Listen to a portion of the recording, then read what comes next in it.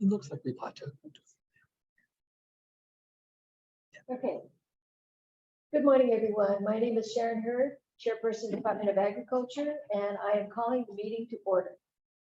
The Board of Agriculture of the State of Hawaii.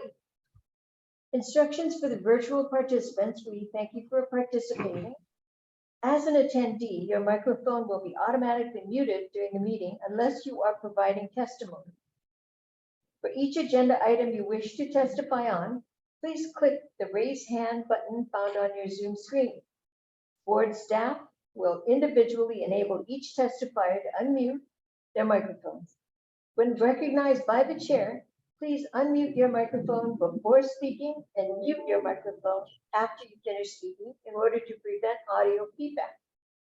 When testifying, you will be asked to identify yourself and the organization, if any, that you represent. Each testifier will be limited to 2 minutes of testimony per agenda item. When the chairperson asks for public testimony, you may indicate you want to testify by entering pound key and then 9 on your phone keypad. When entering the pound sign and then 9, a voice prompt will let you know that the host of the meeting has been notified. When recognized by the chairperson, you may unmute yourself by pressing pound and then 6 on your phone. A voice prompt will let you know that you are unmuted. Once you are finished speaking, please enter pound and then 6 again to mute yourself. In the event that connectivity is lost and attempts to repair the connection exceed 30 minutes, the meeting may be terminated or continued to another date and time. Consult the web page for updated information. Okay. For internet, telephone, and in-person access, when testifying, you will be asked to identify yourself and the organization, if any, that you represent. Each testifier will be limited to 1 minute of testimony, 2 minutes of testimony per agenda item. Okay, so we're going to take roll. Roll call. Please, if you're virtual, please advise if you're alone. Randy Cabral. Here and alone. Fred Powell. Here and alone. Mary Alice Evans is here. Designate. I'm the designated alternate for the DBED director. Thank you. Which is an ex officio member. Thank you. James Gomes. Here and alone. Diane Lay. Here and alone. Vince Mina. Here and by myself. And Young. Present and alone. Anya. Anya will be in later at noon. Thank you. And Brian Yee? Present. Okay, Brian Yee is The Deputy Attorney General advising the Board of Agriculture. Is there anyone from the public who wishes to comment on the minutes? If not, we'll move to Chair, just to Russell. Chair, Russell Tsuji for Chair designee Don Chang, here alone. oh, okay. Thank you. I'm so sorry about that. We'll move to approval of the minutes. Do I have a motion to, the minutes are January 31st? So moved. Okay, who was that? Jimmy. Jimmy, thank you. And seconded? Second. Who was that? Russell Suzuki. Russell. Thank you. Are there any additions or corrections to the minutes? Go ahead, Diane. Yes, I think on page 1, it notes who's present in the conference room at plant quarantine and also board members who are virtual. And I think it left off board member Suji. Russell Suji is on line 13, page 1, but it shows present. You're right. He should be Yeah, virtual. yeah. Okay, got it. Thank you. That's only correction. Are there any discussions or objections to approving the minutes? If there are no objections, the minutes for January 31st, 2023 is approved. On to the agenda items. We're going to start with communications from the department and administration. First item on the agenda is the loan presentation. Is there anyone from the staff to present? I think it's Wayne.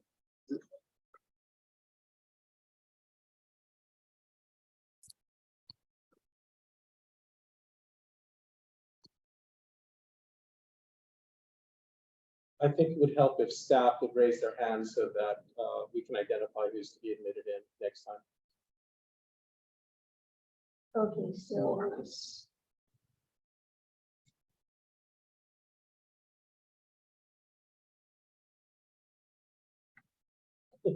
Oh, yeah.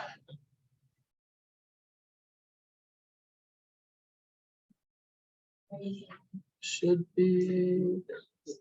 There he is. He's in. Hey, okay, hey, so hello, can you hear me? we can, thank you, Oh, Morris. sorry, I was not, I guess, on as a panelist. Yes, good morning, Chair, board members. Morris Santa, on behalf of Ag Loans.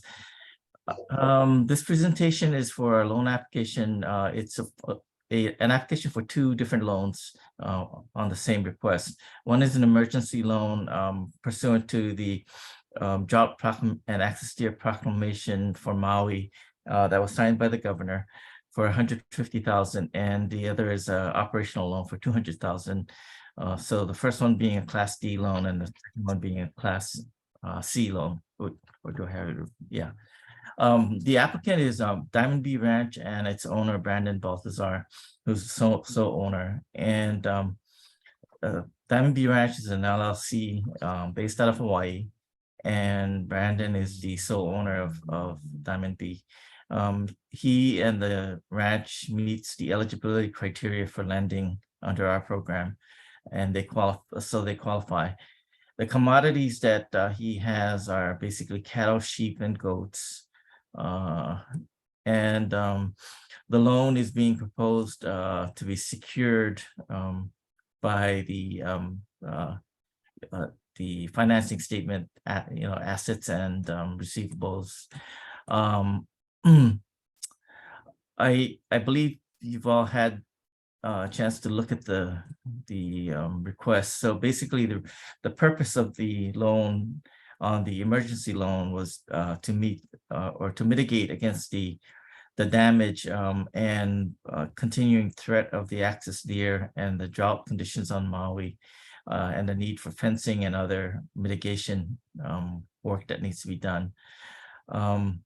Both funds, and the second loan is an operating loan, which will be used for things that to include fencing, clearing, machine work, feed application of herbicides, and labor. The first loan, the emergency loan, is a Class D loan for 13 years at 3% fixed, with principal and interest payments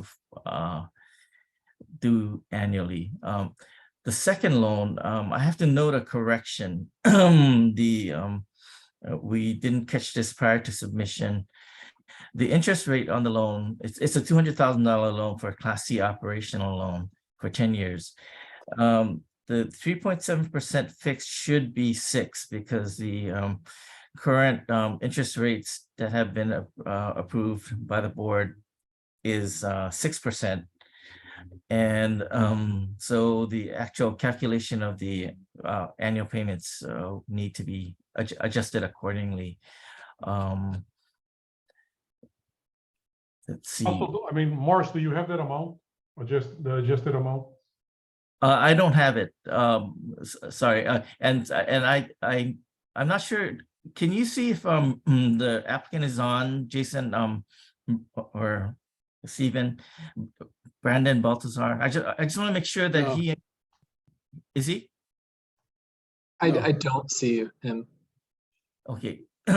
Yeah. So I just caught it, so I wasn't able to do the the calculations, and I also need to make sure that Brandon is aware that there was a change to the interest rates approved by the board as of January 1.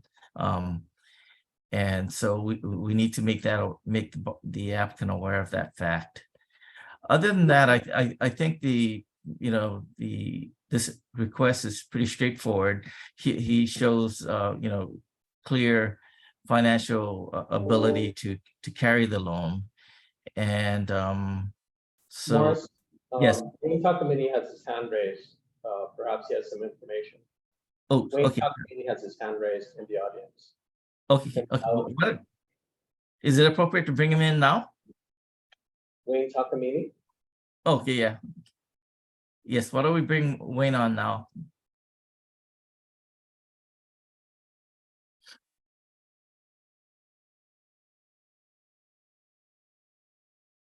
Wayne, you have to unmute yourself.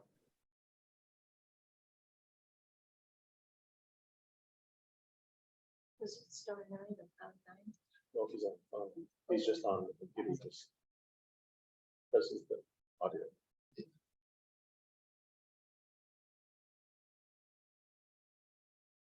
Wayne, if you wish to speak, you can hit the unmute.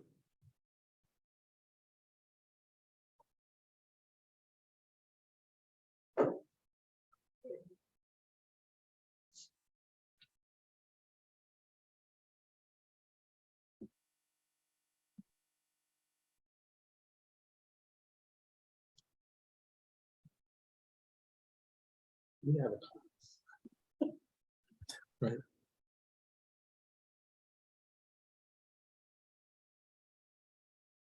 It looks like he's unmuted. Doesn't matter if his volume is down, we should still be able to hear. Yeah. Yeah. Wayne, are you able to speak? Let us hear you.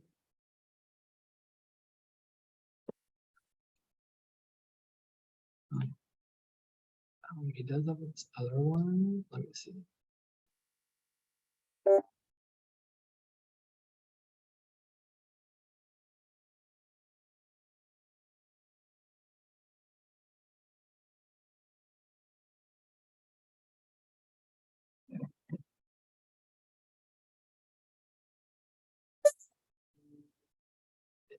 He looks like he probably has like 2 devices going at the same time, and so he's maybe getting confused between the 2. You are unmuted, Wayne, but we cannot hear you.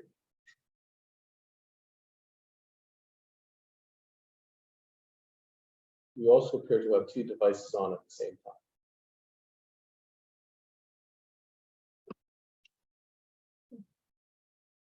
Maybe we should just move forward. Yeah. Morris, it doesn't look like we'll be able to get him going. You can probably continue. Okay, yeah. I basically finished my presentation, and I was gonna, defer to the decision making for the board or questions. Okay. Do I have a motion to approve the request? Move to approve. Can I ask a question, please, sir? Or staff? Sure.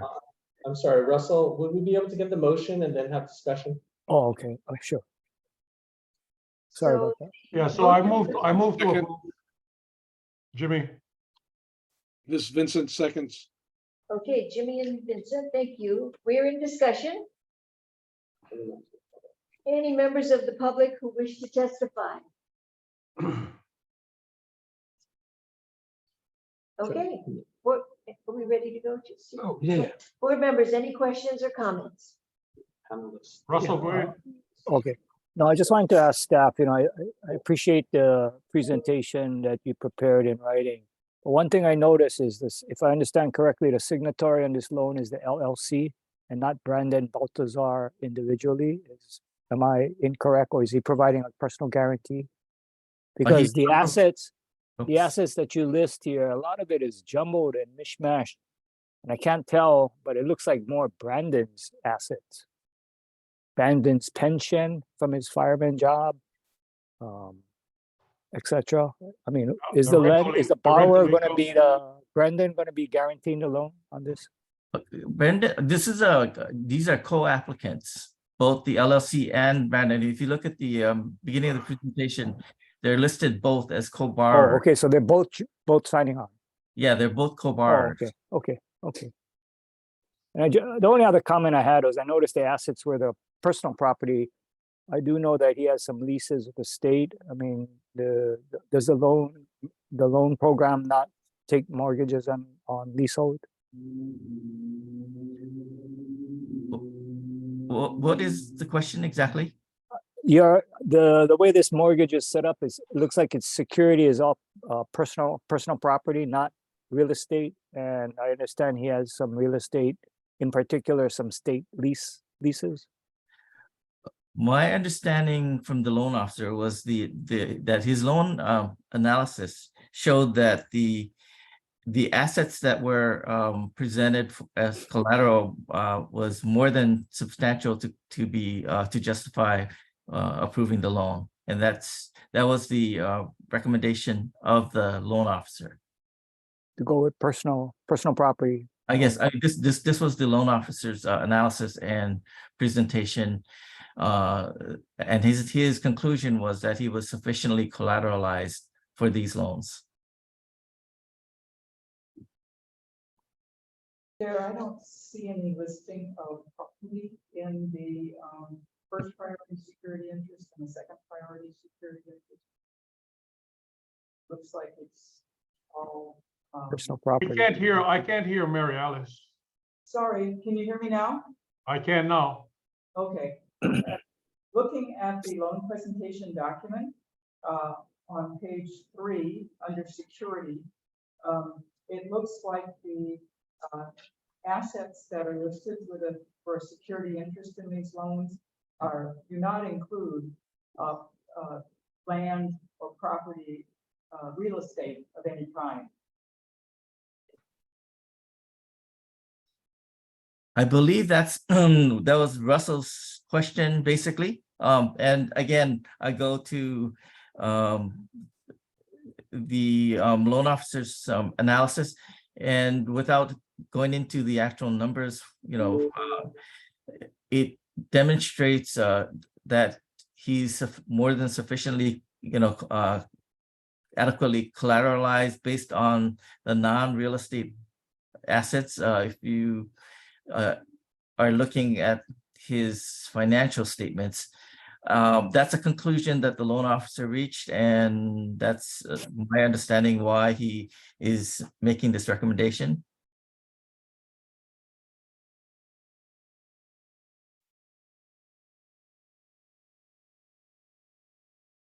Oh, I see. Okay, Next is James. next is James Gomes, please. Okay, so basically, looking at the first loan for the 150,000, I think it's, the approval is fine. Is the second for the 200,000, because we have not discussed that new interest rate with him of that 6%. So he might balk at that and say, well, maybe I don't want the loan. So that's the issues I have. I mean, I know his operation, but it's just that the interest rate, and because he doesn't know about it, I think he's got to be notified to see, yes, I want the loan, no, I don't. That's my thought process. I have a question. Could the approval be conditioned upon the applicant's, approval or acceptance of that adjustment? I would agree with that. Yeah, in fact, council is just advised that if the board approves the loan and the applicant does not agree to the terms, he can always deny it. Okay, that's fine. Thank you. So next one was, again, Randy. Randy, Go ahead, Yeah. Randy. Thank you.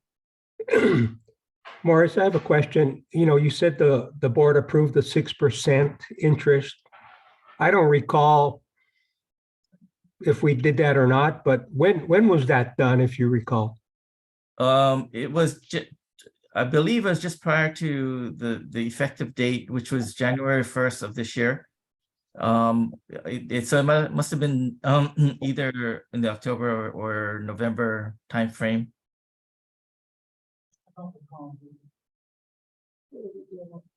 I kind of remember that, Randy, that they were going to raise the rates from 3.7 because of the new structure that they had. Remember we had a conversation about that? Yeah, I mean, I don't recall, but yeah, 6% obviously is pretty substantial, yeah, for interest on ag loans. So that's why I question that. All right, thank you. Randy, may we call on Wayne, who has his hand up? Wayne Giacometti from Aglo. He might have Hi. the. Hi, can you hear me? Now we can. Thank you, Wayne. Hello. I just want to add that the interest rate is actually 6.5%. Jesus. Yep. Thank you. Have you calculated the amount of the loan? It's not my loan, it's Jack Mendoza, I believe. He wrote the letter. He wrote the request. Could you say that again? Too close to the mic. I think, If you Wayne. could take it just a little bit further away. A little bit further away from the mic. I did not do the loan. I'm just commenting that the interest rate is 6.5% because a previous borrower wanted to do it at 3, but it's actually been changed to 6.5. But actually 2.75 was the last year's rate, and now it's 6.5 because the prime rate was 7.5 at January 1st. So, Chair, may I follow up? Wayne, does that mean that that's an automatic increase in the interest rate on the operational loans due to an increase in the Wall Street prime rate or the Fed prime rate or something? Yes, it updates at the beginning of the year and July 1st. So actually, the board isn't approving it. It's already baked into. Yeah, I have the email from administration as saying that it's 6.5. Yeah, let me add to clarify that the mix up between the 6 and the 6.5, the 6% interest rate is actually for new farmers only, and the 6.5, Wayne is correct. The ongoing, eligible borrowers are at 6.5, and only new farmers are eligible for the 6.0. That's the reason for the confusion. But Wayne is correct. It went into effect on January 1st. Both rates went into effect on January 1st of this year. Okay. Anyone else with their hand up? Vincent Mina, you're on. Thank you. Hi, Morris. Morris, so the interest rate raised for a Class C, did it raise for the Class D too? No, the Class D loans are emergency loans, so they were set specifically for the relief efforts and with the authorization to be discounted given the emergency circumstances. I see. So on that 3%, that's $4,500 if it's straight across, right? Is that how it's figured? In other words, it would come out to about $900 a month over the period of the 13 years to pay it off. It's more. Is that how it is? That's just a straight across 3% on 150 grand, which is $4,500. I'm not sure what the question is. I mean, well, I know Yeah. what FSA loans, it's not straight up with interest, and just I'm paying off an FSA loan that the interest, if I was to pay it off right now, I would save over $200,000 in interest, and that's a low percentage loan. Mhm. So I'm just wondering if this is straight up. In other words, 3% on $150,000 is $4,500. Is that added to the 150? And then is that the total that would be paid off over 13 years? I'm gonna have to look into that because I'm not sure, how it is factored in on the total payments made over the life of the loan. Okay, yeah, thank you, because it's kind of deceiving, you think 3% is pretty good and all that, if it's straight up, but I found that not to be the case in working with FSA on our loan for our land, and I just want to make sure that Brandon's understanding the terms in a way that because then you jump up to 6.5 on 200,000, and it's like, Double. yeah. Yep. Okay, next in queue was Russell Suji. No, I was just gonna comment along that lines. I don't see, the budget that we're seeing is based on the older interest rate, and I'm just a little concerned that there is no write-up on the new interest rate and how that affects the budget, yeah. Cash flow budget, Morris.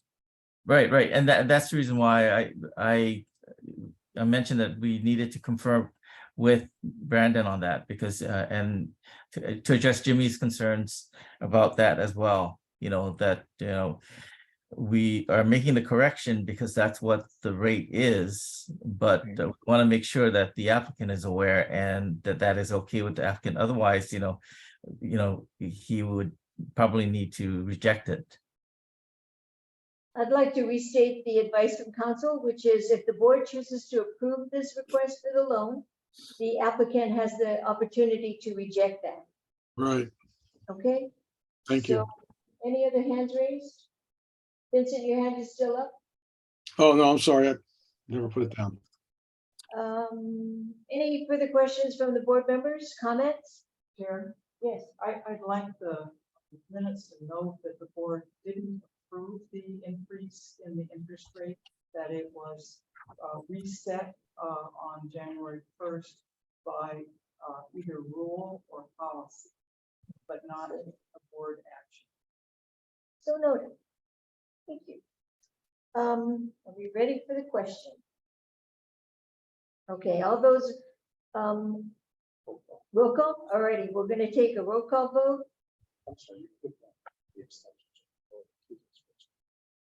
Okay, I'm gonna, any abstentions or negative votes to this measure?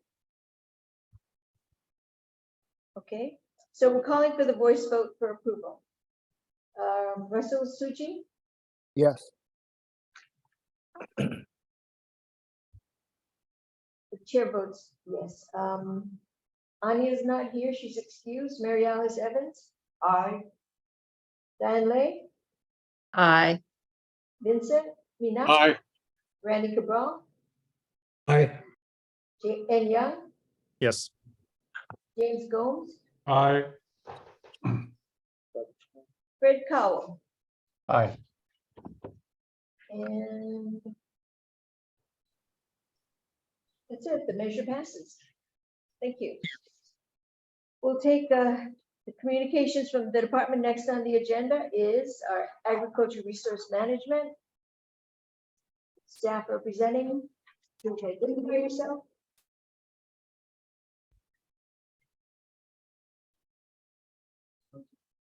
Good morning, Chair, board members. It's a rainy day, but we're all here, aren't we? Okay, so the first item on the agenda is a request for approval to withdraw. I'm sorry, my name is Linda Marai. I'm a property manager with the Ag Resource Management Division.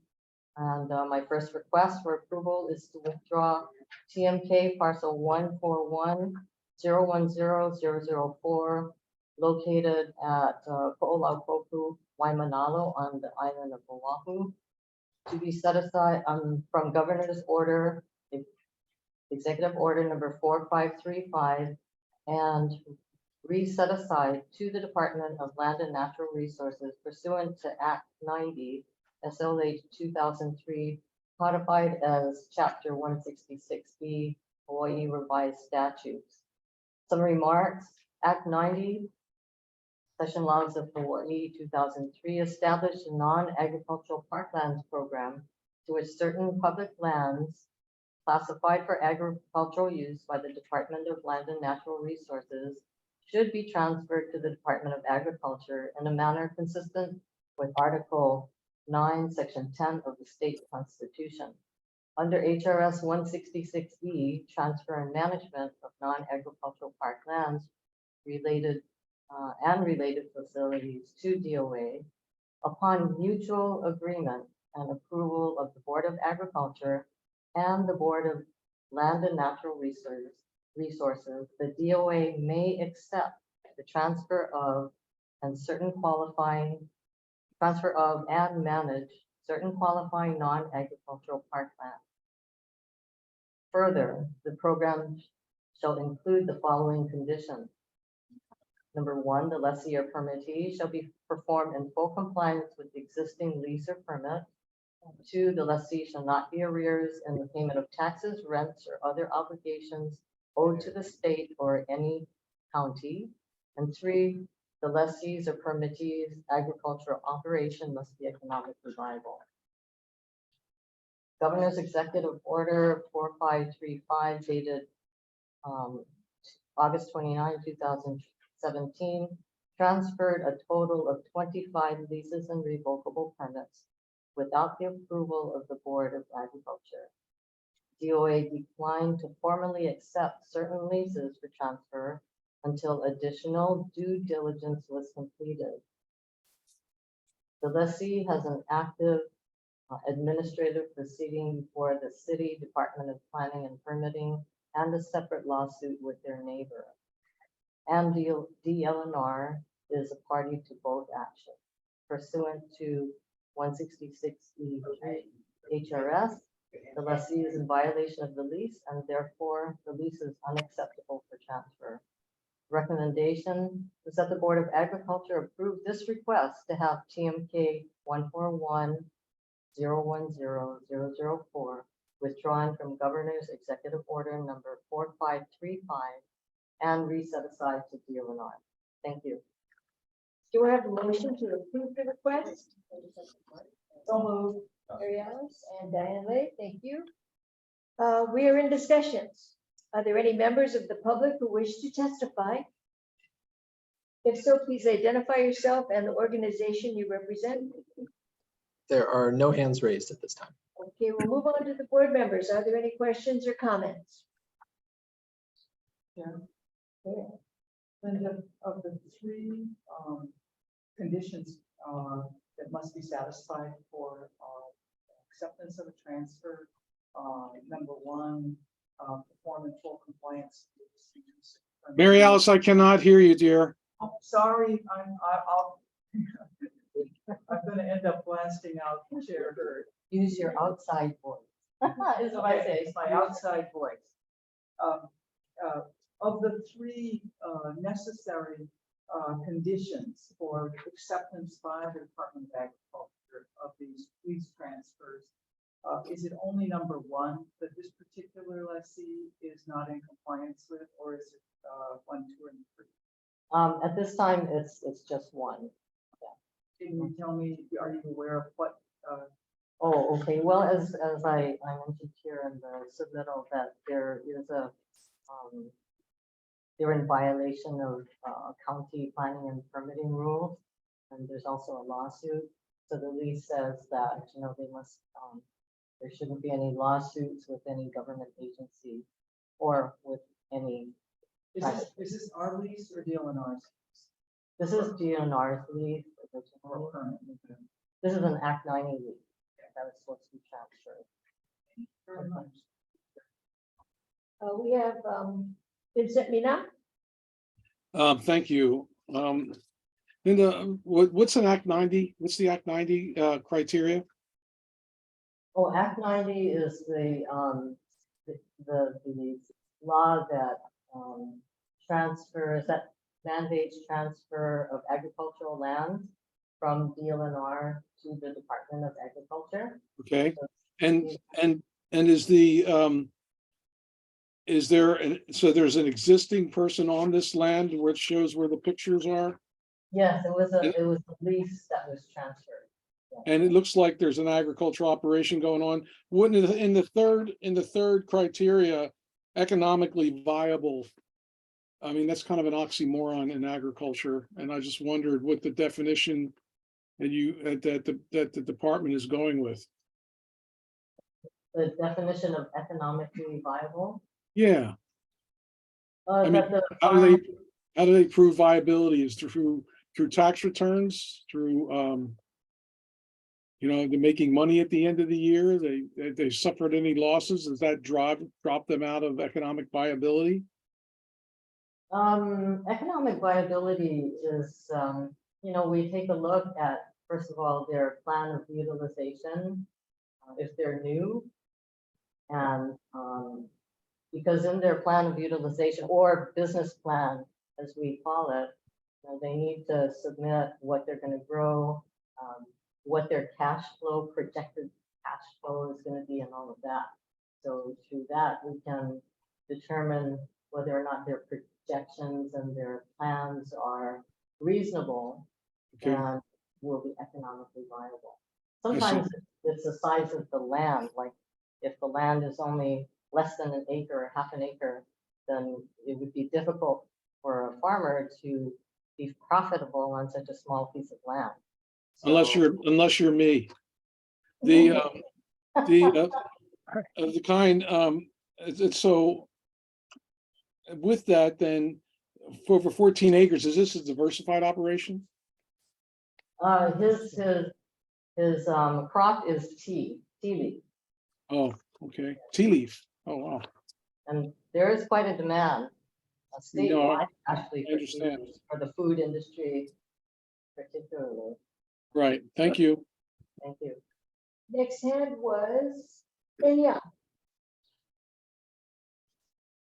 Good morning. Hi, Linda. I'm inclined to support this. I want to bring up that to kind of echo what Vince was saying, as far as the criteria do seem a little loose. For example, on the economic viability side, they could be economically viable, but they could be out of compliance with their lease. They're not paying their rent, for example, or something like that. So, I don't think it necessarily needs to be hashed out at this meeting, but I would like, some clarification on how you guys kind of assess these, and maybe we can take that offline. For this particular request, like again, I'm inclined to support, but the goal for us is to get these lands in use, right? The Act 90 was not, it's not necessarily to kick the can between DLNR and DOA, right? So if there are, the DLNR feels that these lands belong in the hands of DOA, and I hope it's not just because they don't want to deal with the mess. But that being said, what is the disposition of this person? Obviously they do have an agricultural operation. DLNR is not really the department to be handling that. That was the whole spirit of Act 90. So, we can reject these, and I'm inclined to support that because the parameters are what the parameters are. But then, what is the next step there? It gets kicked back to DLNR, and again, they don't have agricultural staff like how D of Ag does to handle those particular issues. So that's my question, is on the follow-up, what is the disposition of these kinds of transfers when there are compliance issues? So I believe I understand your question. Perhaps in the future, when the lawsuits are settled and the issues with DPP are settled, then at that time, it will be, or the lease will be again considered for transfer for Act 90. Actually, the lessee had been in arrears on their rent for a long time as well, and DLNR is working with the lessee to bring him compliant again, and they did that. But these lawsuits, because DLNR is a party to the lawsuit, we felt that it was more appropriate to stay with them until these issues are resolved. So hopefully going forward in the future, when these things are resolved, the lease will come over. Or will be proposed to the council. Can we ask, member designee, Russell Suchi? He said his hand up. Yeah. He said, Russell? Yeah. First Yeah, first off, you satisfied with that? I'm You sorry, I are. wanted. Can I have some questions or comments? Yeah, first off, I just wanted to point out on some staff's comment about the transfer back in 2017. That, if I understand correctly, was done pursuant to an agreement by the then at that time chairperson for the Department of Ag willing to accept these Oahu transfers. Yeah. But more importantly, on the substance of the submittal, I wanted to ask staff, and as far as I understand, the tenant is otherwise compliant in rent, arrearages, bond, etc. Except from what I'm hearing is staff's position that there's a pending violation from the county that is currently, and I would add that it's being disputed, and there's a contested case request right now pending at DPP, and there is lawsuits going on, and those are pending right now. So is the fact that you have these pending violations that are being disputed and yet to be resolved one way or the other adequate to not accept these leases? And then the final question, of course, is, was the tenant aware of the pending decision today at Board of Agriculture? Because, to answer the first part of the question, because it was stated to us that the lawsuit and the pending action by the county included DLNR in their legal filings, or Yeah. that we felt that DLNR would be able to, should resolve these issues before sending the lease over to the Department of Agriculture. What was the second part of your question? I'm sorry. What was the tenant aware of this pending action today? Yes. Okay.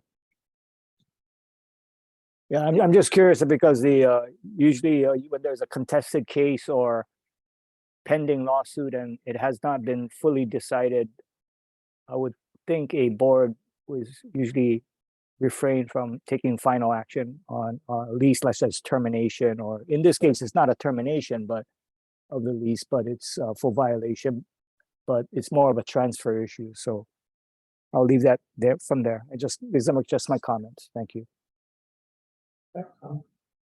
Could I, just in answer to Russell, your concern about if that's a justification for the Act 90 decision not to accept. I think the concept is that DLNR is a party because of their role as the owner of the land for actions that were apparently taken during the lease between the lessee and DLNR. So the better way to handle this is to maintain ownership or clear, ownership, and I know I'm using the term roughly, with DLNR until the matter is resolved. And then after it's resolved, then control of that land can be transferred to DOA. But until that matter of is resolved, it'd be better to have DLNR resolve this with the lessee rather than interpose DOA into the middle of this conflict. Since DOA was not a party or was not present during whatever matters gave rise to the DPP allegation. Thank you, Council. Board members, any further questions or comments? And raises. Russell, your hand's still up? Oh, no, I'm sorry. I'll put it down. In? Just to Linda's point and to Russell's point and to Brian's point, from a procedural standpoint, is it a better motion to clarify that we're postponing decision on the transfer until the legal issues are resolved? Or does this motion kind of disqualify us from taking this up at a later date? I think I think it'd be better to just give the land back to DLNR. So there's no question as to control of the land.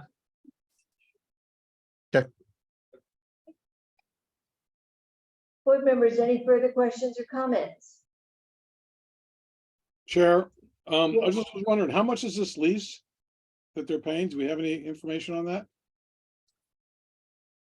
I don't want to give you wrong information. My recollection, I think it was like the rent was decided in arbitration, I believe. And I think and staff can correct me if I'm wrong, but it's in the vicinity of about 25,000 or 20 something thousand per year. Yeah. For 14 acres in Waimanalo. Beautiful property. It is. Right below the DOA water tank. Thank you, Russell. Okay, so any board members opposed, any abstentions? Okay, we'll take the voice vote for approval, starting with Randy. Aye. Fred Cowell, Aye. Mary Alice Evans. Aye. James Gomes, Aye. Diane Lay, Aye. Vince Mina, Aye. Russell Suji, Aye. Ann Young. Yes.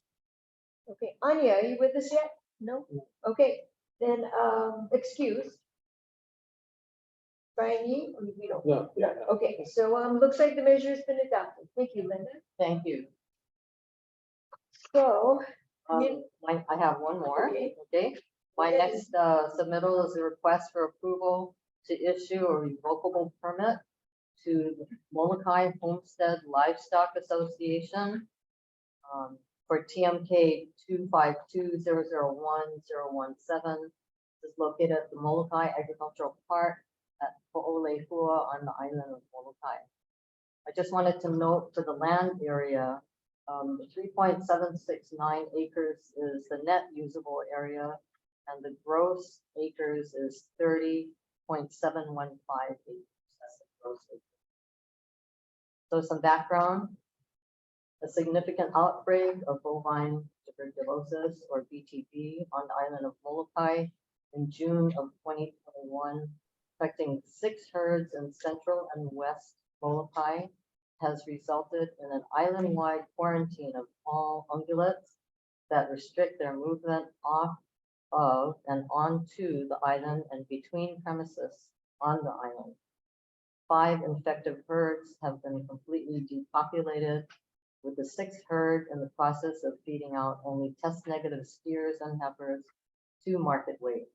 No other infected herds have been found on the island, and a second round of testing has commenced. Wildlife surveillance is underway, with BTB being detected in just 1 axis deer from West Molokai so far.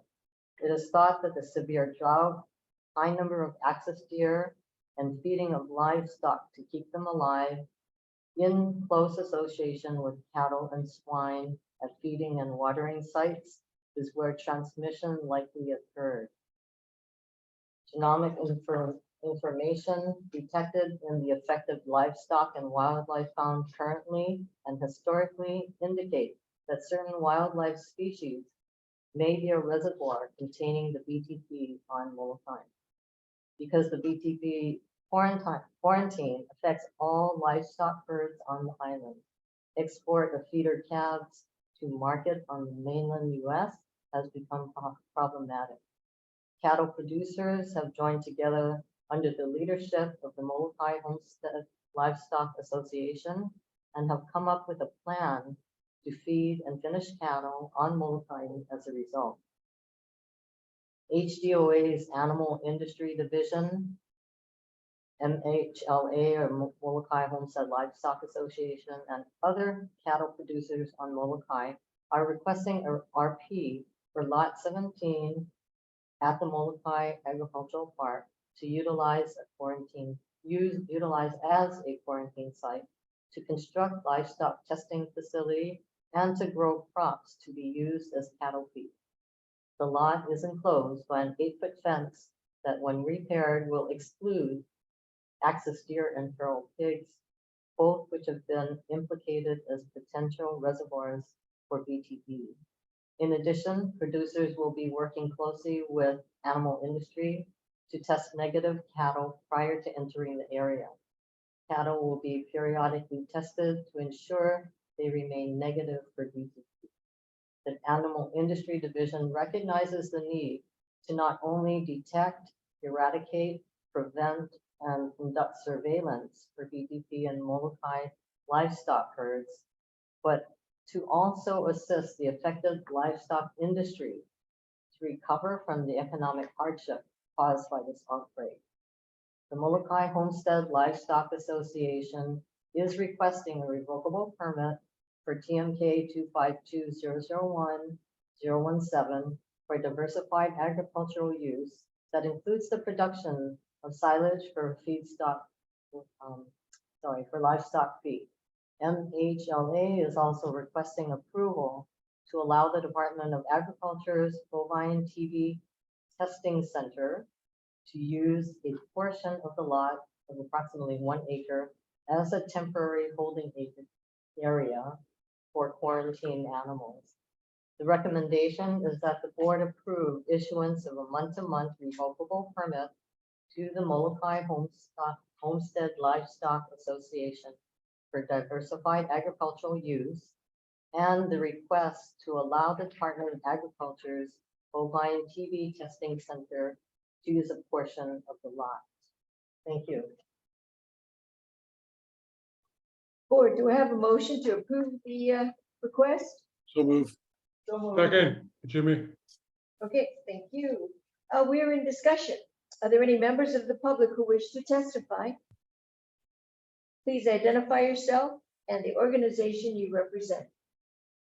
There are no hands raised at this time. Okay, thank you. Board members, any Yeah. questions? Oh, yes, go ahead. The submittal in my packet says the land area is 3.769 acres more or less. And you cited different acreage numbers in your presentation. Can you recite the numbers that are the accurate numbers? Okay, so the gross acreage is 30.715. And the net usable acreage is 3.769 acres, which is stated in I the. see. Thank you for the clarification. Thank you, Chair. Okay, any hands? Let's see, we have Vincent. Yes, thank you, Chair.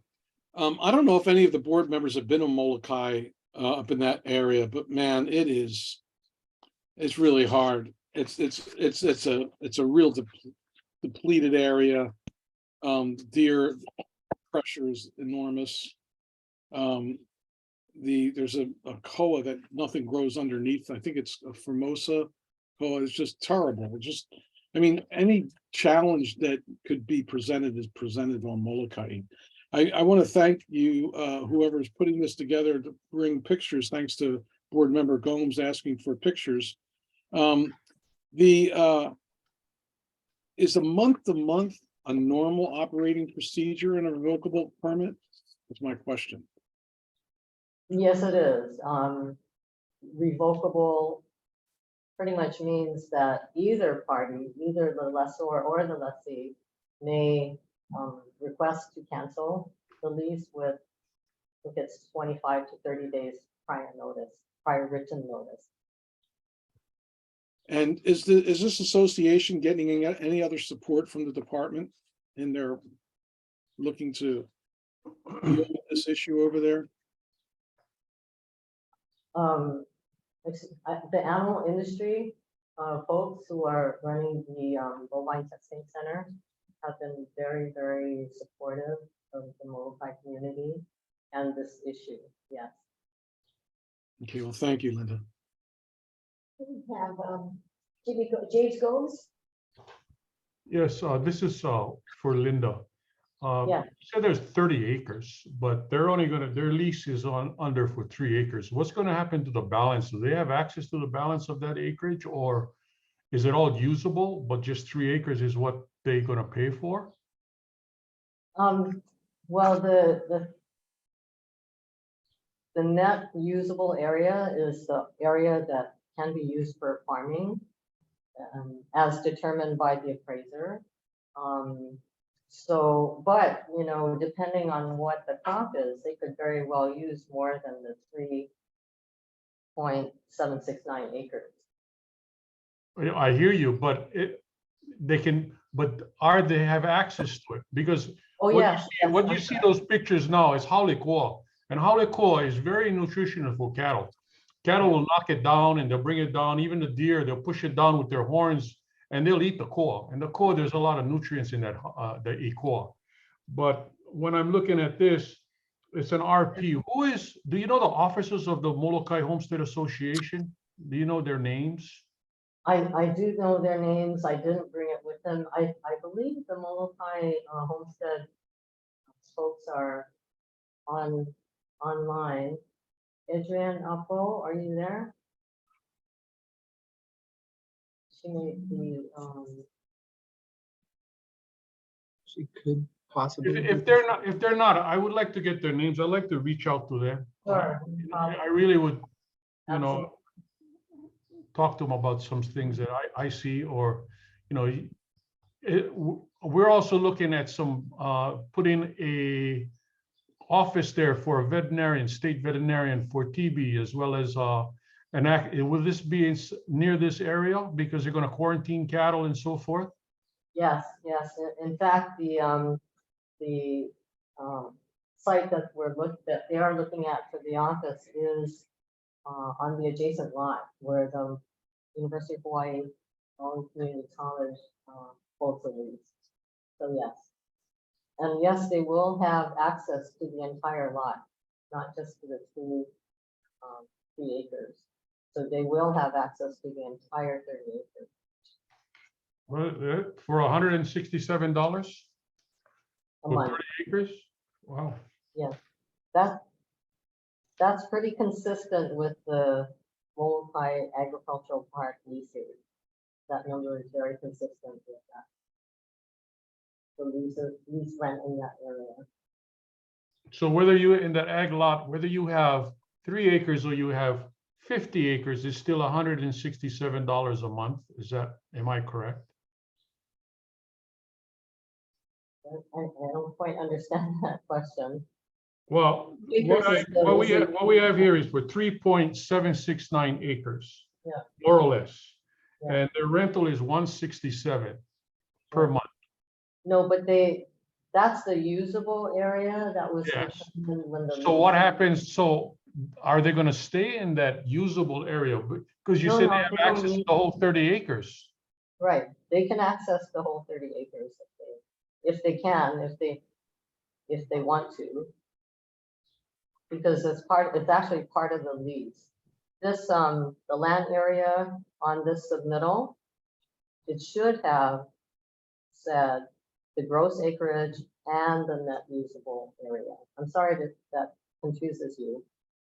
But the lease, or the original lease of, that was held by a, Wahana Nursery previously, does state that there's the gross acreage and there's also the net usable area.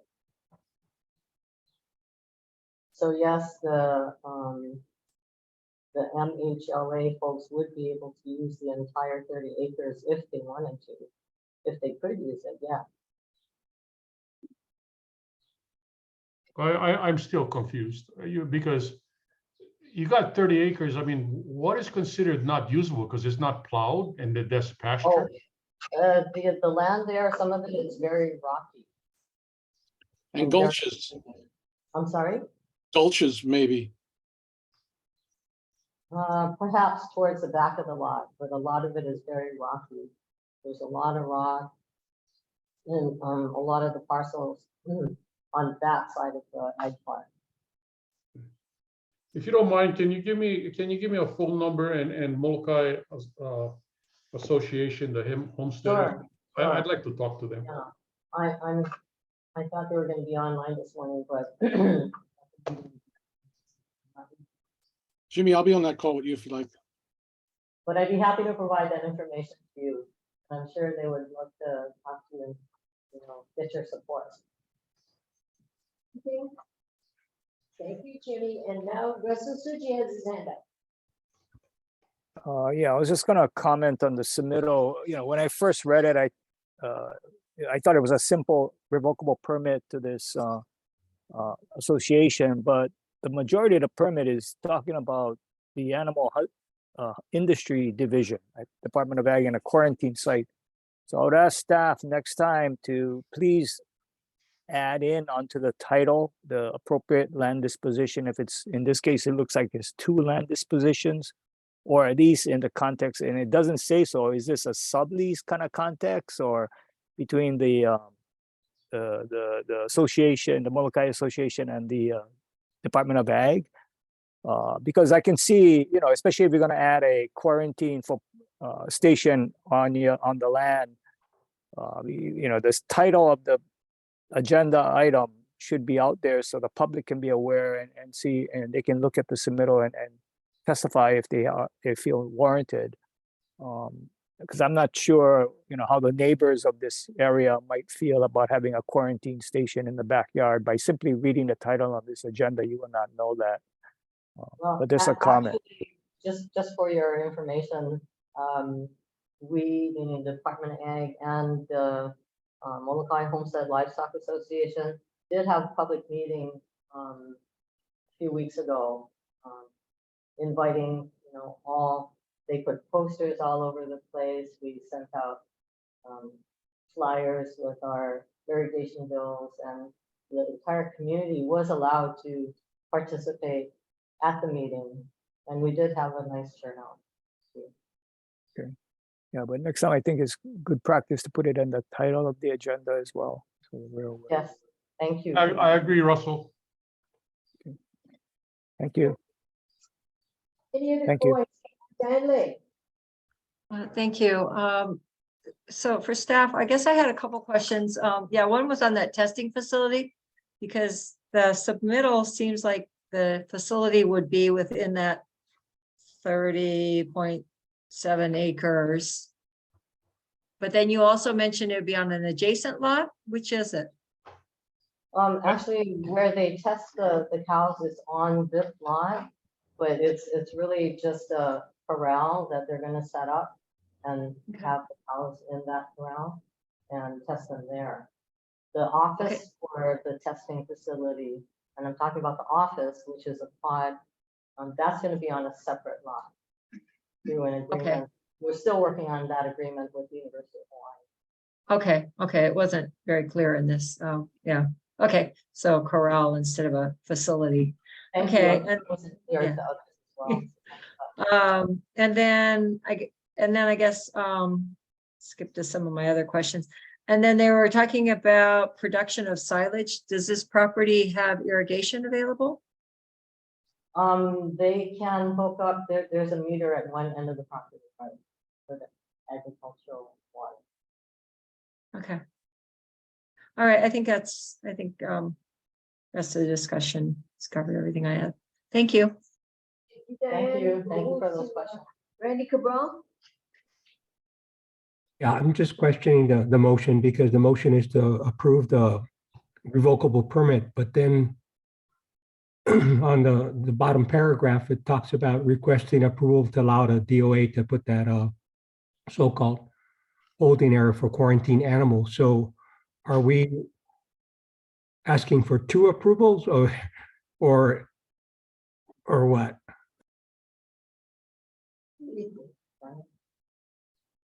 We're checking, Randy. Thank you. I think it's being submitted as a single motion to allow both. If you would like to divide it into 2, I suppose you could ask move on to divide the motion into 2. But right now, I think it's to do both things in a single motion. Okay, thank you. Any other questions or comments from the board? Seeing none. Board members, any opposed, any abstentions? If not, we will call for the voice vote. Starting with Randy, Aye. Fred Cowell, Aye. Mary Alice Evans, Aye. James Gomes, Aye. Diane Lay, Aye. Vincent Mina, Aye. Russell Suji, Aye. Ken Young. Yes. Dr. Anya, you joined us. Are you prepared to vote on this? I'm prepared to vote aye. Okay, and thank you. The measure is passed. Thank you, board members. Moving on to the third item on the communication. We have Roy from the Agriculture Resource Management Division. Good morning, Chairperson, members of the board. Roy Hasegaw, Property Manager, Agriculture Resource Management Division. And I'll be presenting a request to approve rental offset for general lease number S1001, Hawaii Golden Farm LLC, the lessee. And this is Waianae Agricultural Park Lot 1 in Waianae on Island of Oahu. General lease number S1001 was awarded to Hawaii Golden Farm LLC in 2021. The lessee has submitted expense receipts for services, materials, and supplies relating to grubbing the land, grading it for planting of curry leaf, telling herb, and brainlet trees.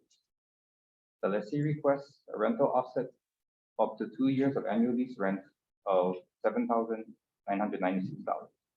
Total expenses exceeded $16,000 at this time. Pursuant to Section 4-153-24 Hawaii Administrative Rules and General Lease Number S1001, the Board of Agriculture may permit the lessee to offset the cost of land clearance and improvements against not more than 2 years of base annual rental. Staff recommends that the Board of Agriculture approve the lessee's request for rental offset up to 2 years of base annual lease rents from August 1st, 2023 through July 31st, 2025. Thank you. Board members, do I have a motion to approve the request? So moved. Second, Jimmy. Randy and Jimmy, thank you. Moved and seconded. We are in discussion. Are there any members of the public who wish to testify? There are no hands raised at this time. Thank you. Board members, any questions or comments? Oh, he's raising his fiscal. Hey, Vincent. Thank you, Chair. Is this 1.5 of the gross normal operating procedure for a lease? You're talking about the additional rent? Yeah, in other words, that additional to the 3,998 per year, there's 1.5 of the gross proceeds on the sale of commodities. Oh, And I'm just- if the gross proceed 1.5% is higher than the base, then the difference is owed to the state. If it's higher than, I'm sorry, I can't hear you very well. If it's higher, if 1.5 gross proceeds is higher than the base rent, is that what you're saying? Yes, then they pay the 1.5. I see. Huh. Not much of an incentive to be successful. Why do we do that? In these leases, I don't understand. Linda?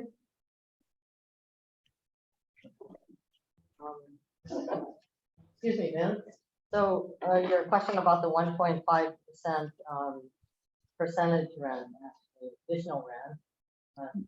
The lessee only pays additional rent if the 1.5% of the gross income that they make is higher than the lease rent. So they don't pay their lease rent plus 1.5%. Oh, no, I understand that. It's just, Why can't we So- just, why can't we just leave it at the 3,998? And then if they make more, they make more. Okay, I believe the reason at the time for including it was because our lease rents are extremely reasonable. The state lease rents are very reasonable. And I believe that the thought was that if the farmers became profitable and that the state may share in their profitability, but only after a certain threshold. I mean, in all honesty, you would have to gross quite a bit of income in order to attain that level of the 1.5% being higher than the lease rent. Of all of our lessees, statewide, it's like I think there are only 2 lessees who ever pay additional rent. Farmers just don't make that kind of money, I'm gonna have to say, but the 1.5%, I believe, was, so that if they are very profitable, then, the state could share in their profitability. It's not a high percentage rent, it's quite reasonable. No, I hear that, Linda. I mean, if there's a loss, if they lose, their rent isn't dropped, right? Don't quite understand I mean, that. does the state share in their ability to not turn a profit due to weather and low yields or, anything associated? I mean, it just seems like, I don't know. I'm being a farmer, I just have an allergic reaction to penalizing or encumbering the farmer any more than the original deal being, what a lease rent is. So I know exactly what my rent's going to be, and not that, all of a sudden I got profitable this year. Okay, well, I'm going to give the state more money. I don't know. It just doesn't resonate with me. I understand your concern. Thank you. Sure. Thanks for Yeah. clarifying that, though. Just You're would like it to go on record that I don't Linda, agree. when was the 1.5% additional rent policy adopted? And is it a policy, a procedure, a rule, or statute? The first question, it was, I don't know when it was instituted, the Basis for it. basis for it, it's not, I believe it's a policy because it's not our statute or rule. Is The it, leases that came over from DLNR have had, most of them have the additional land. So, Well, I Linda, I don't don't think that 1.5% is from DLNR. Is that by appraisal? the existing leases that we have, most of them have the additional rent in it already. Or, so it's not by appraisal, it's in the lease. It's in the lease, right? And when an appraisal is done, for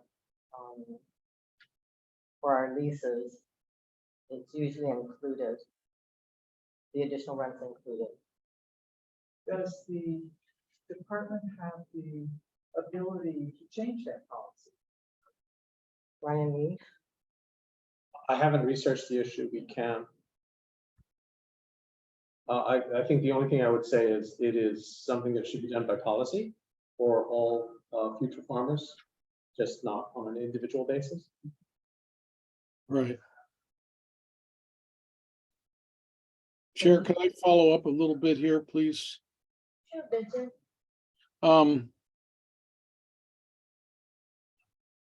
5 acres, is this 5 acres in complete production of curry leaf, Italian herb, and moringa trees? They are in their, here, I'm gonna have Roy talk to you, answer that question.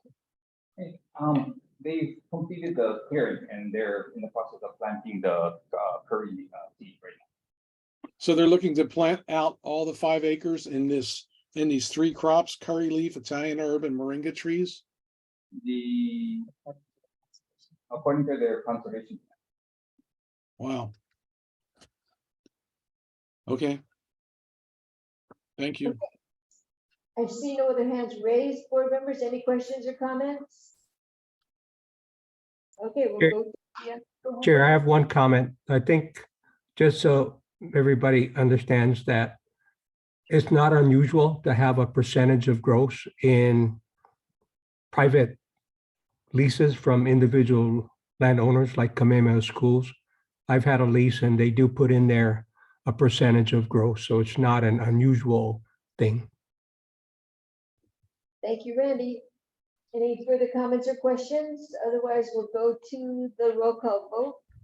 And starting with Randy, Aye. Fred Cowell, Aye. Mary Alice Evans, Aye. James Gomes, Aye. Diane Lay, Aye. Vince Nina, Guy with reservations. Russell Suji, Aye. Ken Young, Yes. Dr. Anya. Aye. The vote is unanimous with 1 reservation. The measure is adopted. Passed. Thank you. Thank you, board. On to the next section, which is the Plant Industry Division. Communication from the Department of Administration.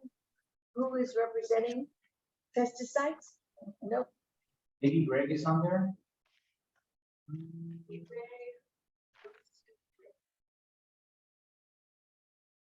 Or Esther? Is Esther here? Okay, Scott, it looks like.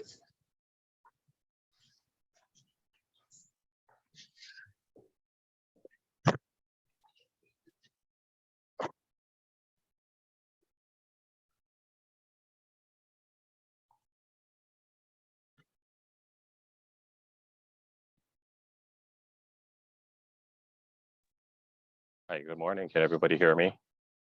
Yes, thank you, Scott. Hi, good morning, Chairperson Hurd and members of the board. My name is Scott Nishimoto, and I am a case developer and acting program compliance officer with the pesticides branch. We would like to request that the final order for in the matter of Ali'i Pest Management and Louis Lewis docket number 20-PE-025 be referred to the Attorney General for collection. On November 9th, 2020, the Pesticides Branch issued a notice of finding of violation and proposed order to pay civil penalty, otherwise defined as NOV, to Ali'i Pest Management and Louis Lewis, collectively defined as respondents. The NOV alleged that the respondents violated Hawaii Administrative Rules Section 4-66-62 by failing to submit an annual report to HDOA for all restricted use pesticides applied by Mr. Lewis during calendar year 2019. The NOV proposed a civil penalty in the amount of $250.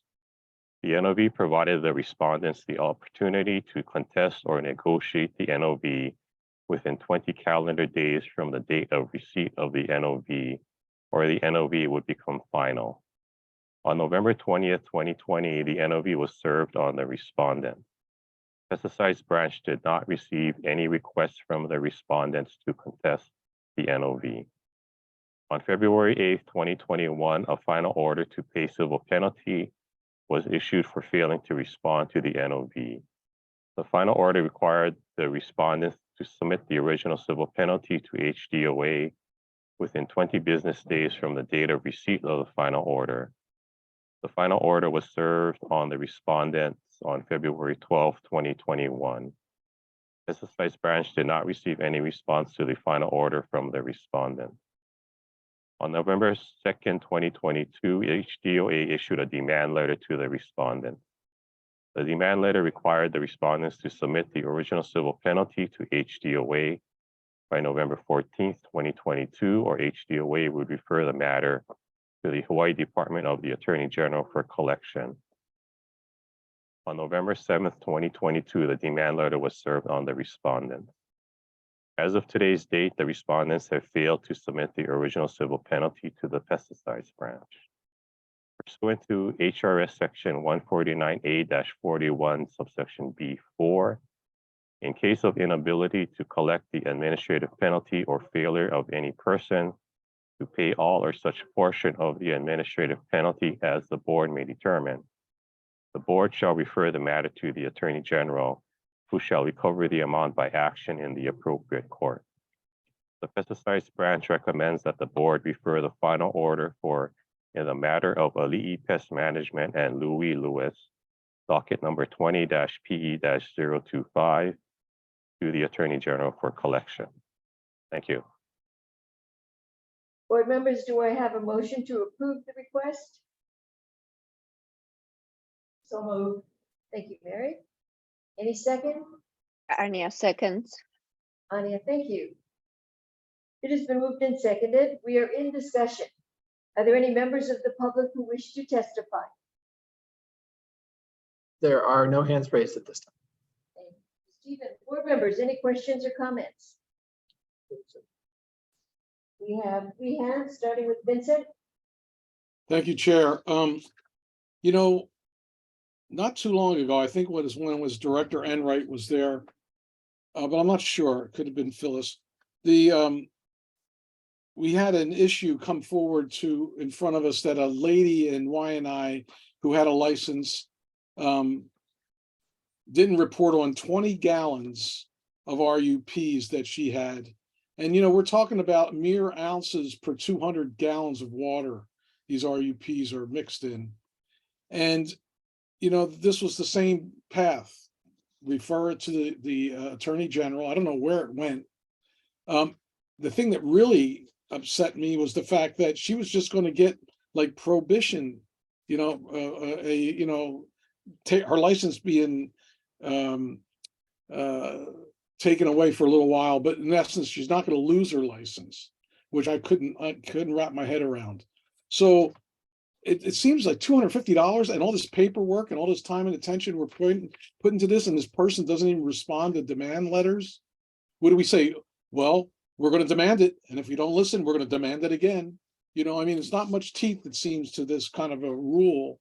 And $250, there's some decimal marks that are misplaced here. I just feel that we need to have more teeth in this law. You know, this is not even questioning whether these people are mixing the RUPs together in making cocktails. We don't have any information around any of this. And so, you know, just in the definition of restricted use pesticide, just in the name, it seems like we need to be more diligent around how we deal with this, as opposed to just going over to the Attorney General to get $250. I mean, the license should be removed, I believe, too, in this.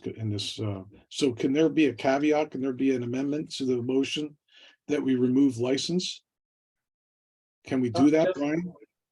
Just to be clear, no, and unfortunately, because that matter's been done.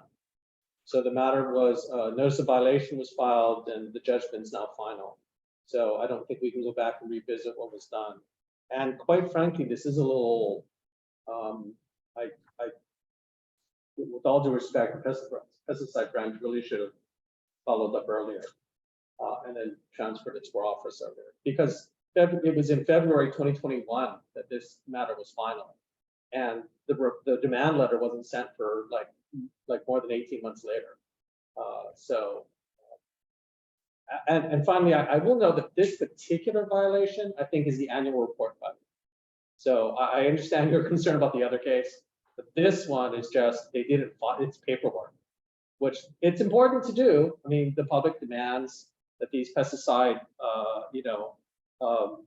applicators are on top of it because they want to get the information, but it is just the filing of the annual report. Well, I understand that. I get that. That, like you said, the annual report is important. They know this up front, how important it is. Why would we have a need for a report when there's restricted use on these substances?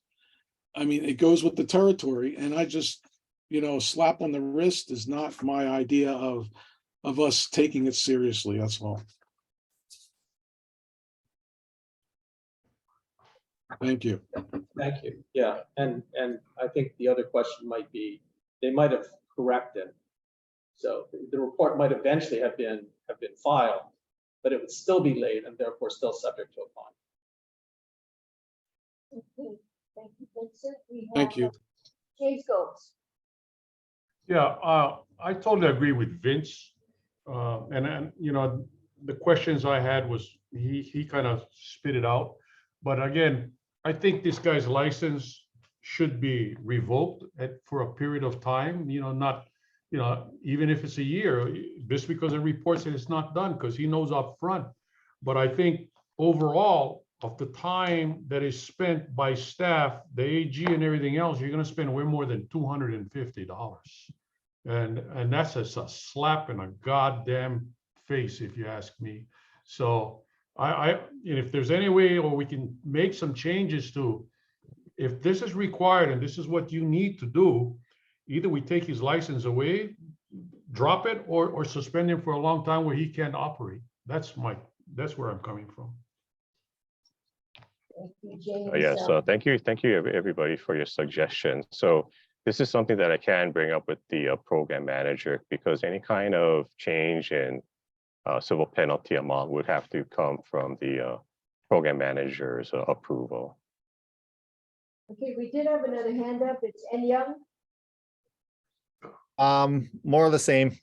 But that being said, in addition to the comments I already made, we did have a conversation about delegable authority to the chair.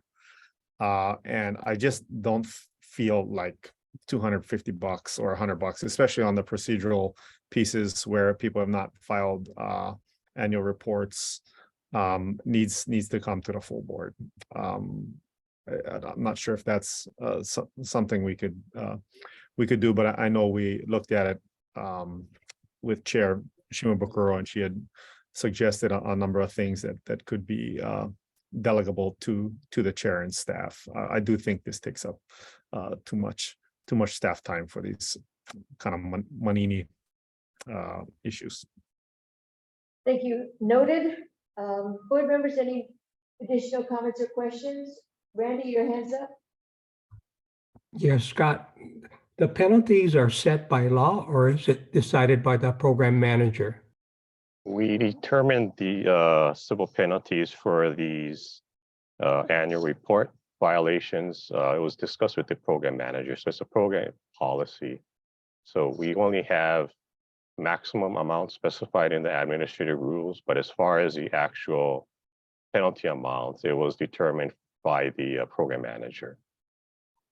What is the maximum amount for this violation? So we could cite them for a maximum of, one moment, I'll go ahead and, I need to refer to the administrative rules.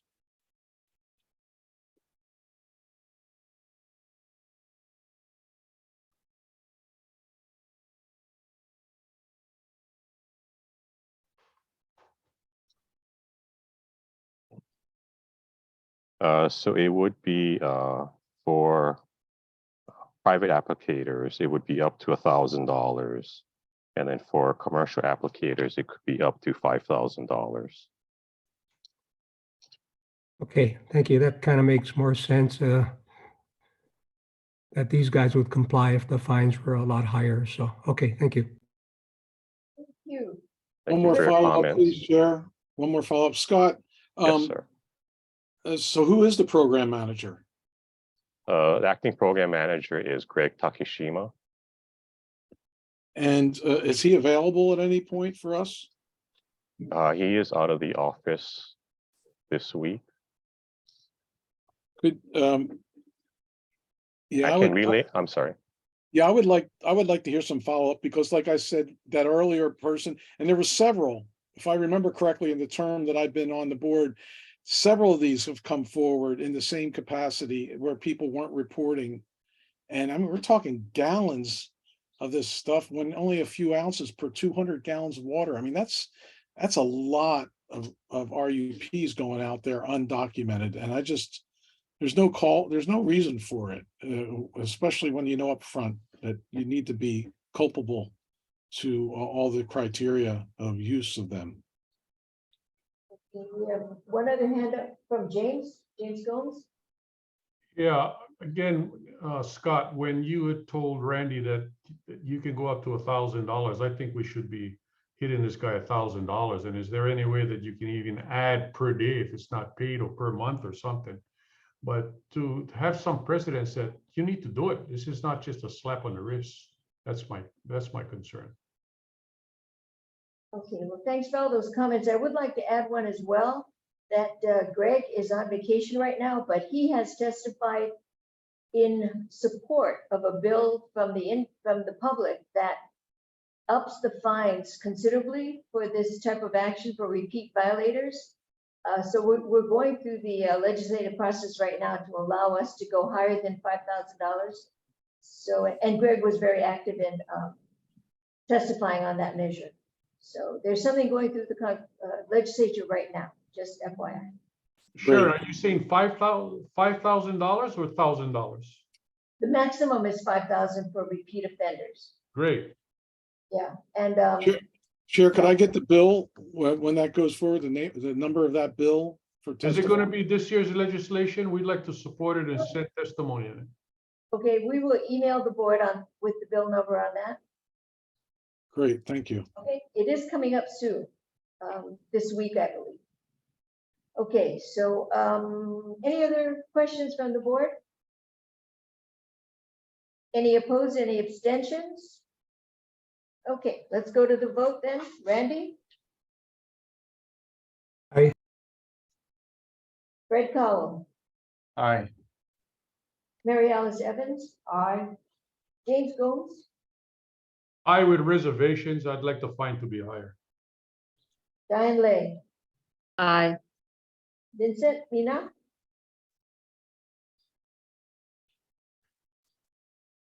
Vince? You're muted, Vincent. Oh, thank you. With reservations, as Jimmy stated, for the fines to be higher. Russell Suji? Aye. And Young? Yes. Anya? Aye. It's unanimous with 2 reservations. The measure is accepted and adopted. Thank you. So we're going on to the next item, number 2 from the pesticides branch. Who from staff will be testifying? It'll still be me. Go ahead, Scott. Hi, good morning, everybody. The pesticides branch would like to request that the final order for in the matter of Big Island Ag Products LLC and Tung Nguyen, docket number 22-PE-050, be referred to the Attorney General for collection. On August 1st, 2022, the pesticides branch issued a notice of finding of violation and proposed order to pay civil penalty to Big Island Ag Products and Tung Nguyen, collectively defined as respondents. The NOV alleged that the respondents violated Hawaii Administrative Rules Section 4-66-62 by failing to submit an annual report to HDOA for all restricted use pesticides applied by Mr. Nguyen during calendar year 2021. The NOV proposed a civil penalty in the amount of $100. The NOV provided the respondents the opportunity to contest or negotiate the NOV within 20 calendar days from the date of receipt of the NOV, or the NOVs would become final. On August 3rd, 2022, the NOV was served on Mr. Nguyen, and on September 24th, 2022, the NOV was served on Big Island Ag Products. Pesticides branch did not receive any requests from the respondents to contest the NOV. On November 22, 2022, a final order to pay civil penalty was issued for failing to respond to the NOV. The final order required the respondents to submit the original civil penalty to HDOA within 20 business days from the date of receipt of the final order. The final order was served on the respondents on November 25th, 2022. Pesticides branch did not receive any response to the final order from the respondent. On January 13th, 2023, HDOA issued a demand letter to the respondents. The demand letter required the respondents to submit the original civil penalty to HDOA by January 23rd, 2023, or HDOA would refer the matter to the Hawaii Department of the Attorney General for collection. On January 17th, 2023, the demand letter was served on Big Island Ag Products. And on January 19th, 2023, the demand letter was served on Mr. Nguyen. As of today's date, the respondents have failed to submit the original civil penalty to Pesticides Branch. Pursuant to HRS Section 149A-41, subsection B4, in case of inability to collect the administrative penalty or failure of any person to pay all or such portion of the administrative penalty as the board may determine, the board shall refer the matter to the Attorney General, who shall recover the amount by action in the appropriate court. The Pesticides Branch recommends that the board refer the final order for in the matter of Big Island Ag Products LLC and Tung Nguyen, docket number 22-PE-050, to the Attorney General for collection. Thank you very much. Thank you, Scott. Do I have a motion from the board to approve the request? So moved. Thank you, Mary. Any second?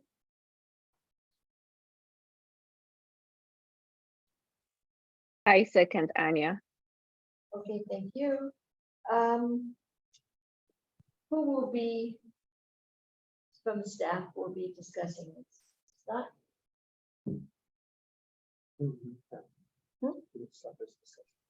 Oh, okay, sorry about that. Losing my place. Are there any members of the public who wish to testify? There are no hands raised at this time. Okay, board members, any questions or comments? Sure. Yes, Chair. I'm not looking to be sarcastic here, but does this gentleman speak or write or read English? Because $100, one would put themselves under such scrutiny for $100. I don't get it. And then if we print, you guys printed all these papers, that's $100 there to get it all to the board members at least. I mean, I don't understand this. It just boggles my mind. Brian, your deputy director, I mean, when it goes to the Attorney General, I don't understand. It's kind of like English cops. They don't carry guns. They say, stop, or I'll say stop again. I mean, I'm just wondering what are we doing here? And it just seems to be this total disregard for rules, and just especially with restricted use pesticides. That's what this is really getting in my craw. Thank you.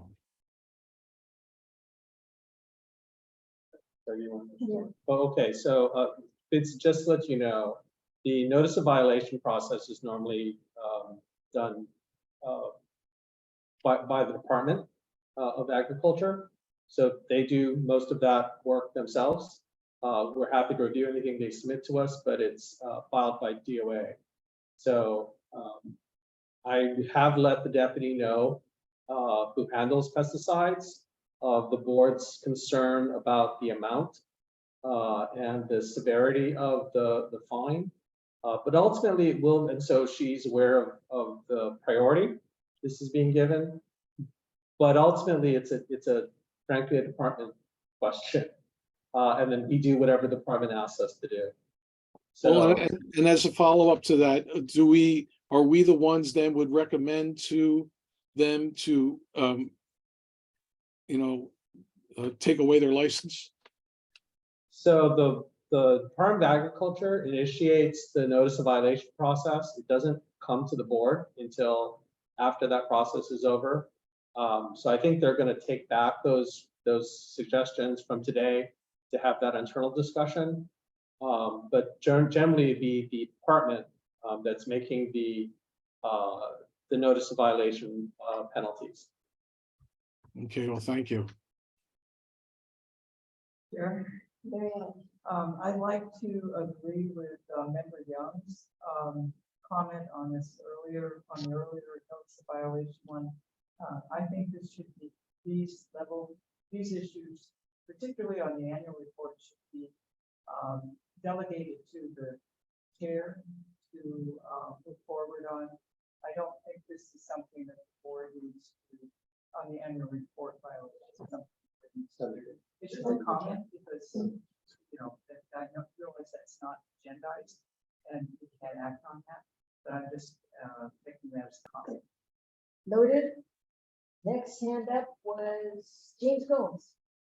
Yeah, the issue I have is the same thing as Vince, but again, Scott, what is a maximum that he could pay?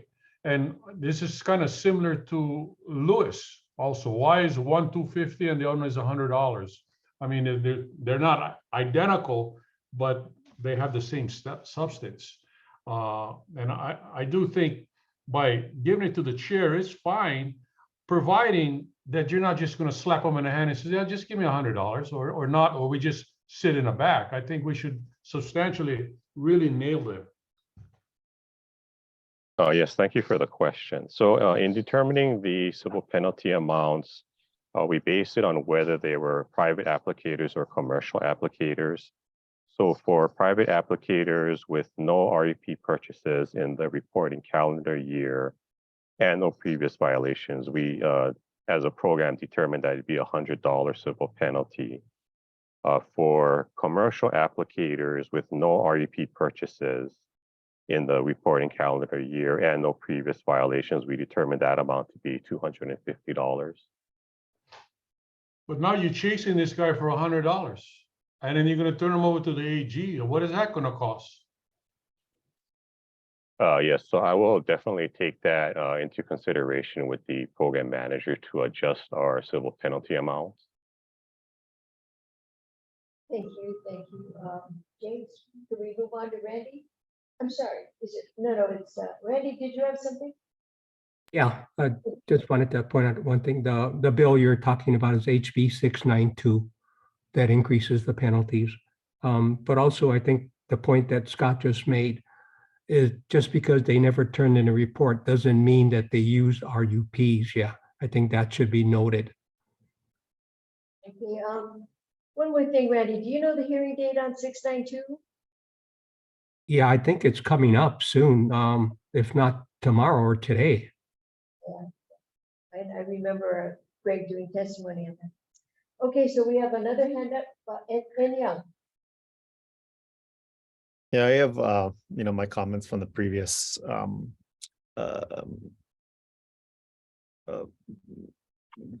proposal. So there's that, but, I wanted to kind of focus in on what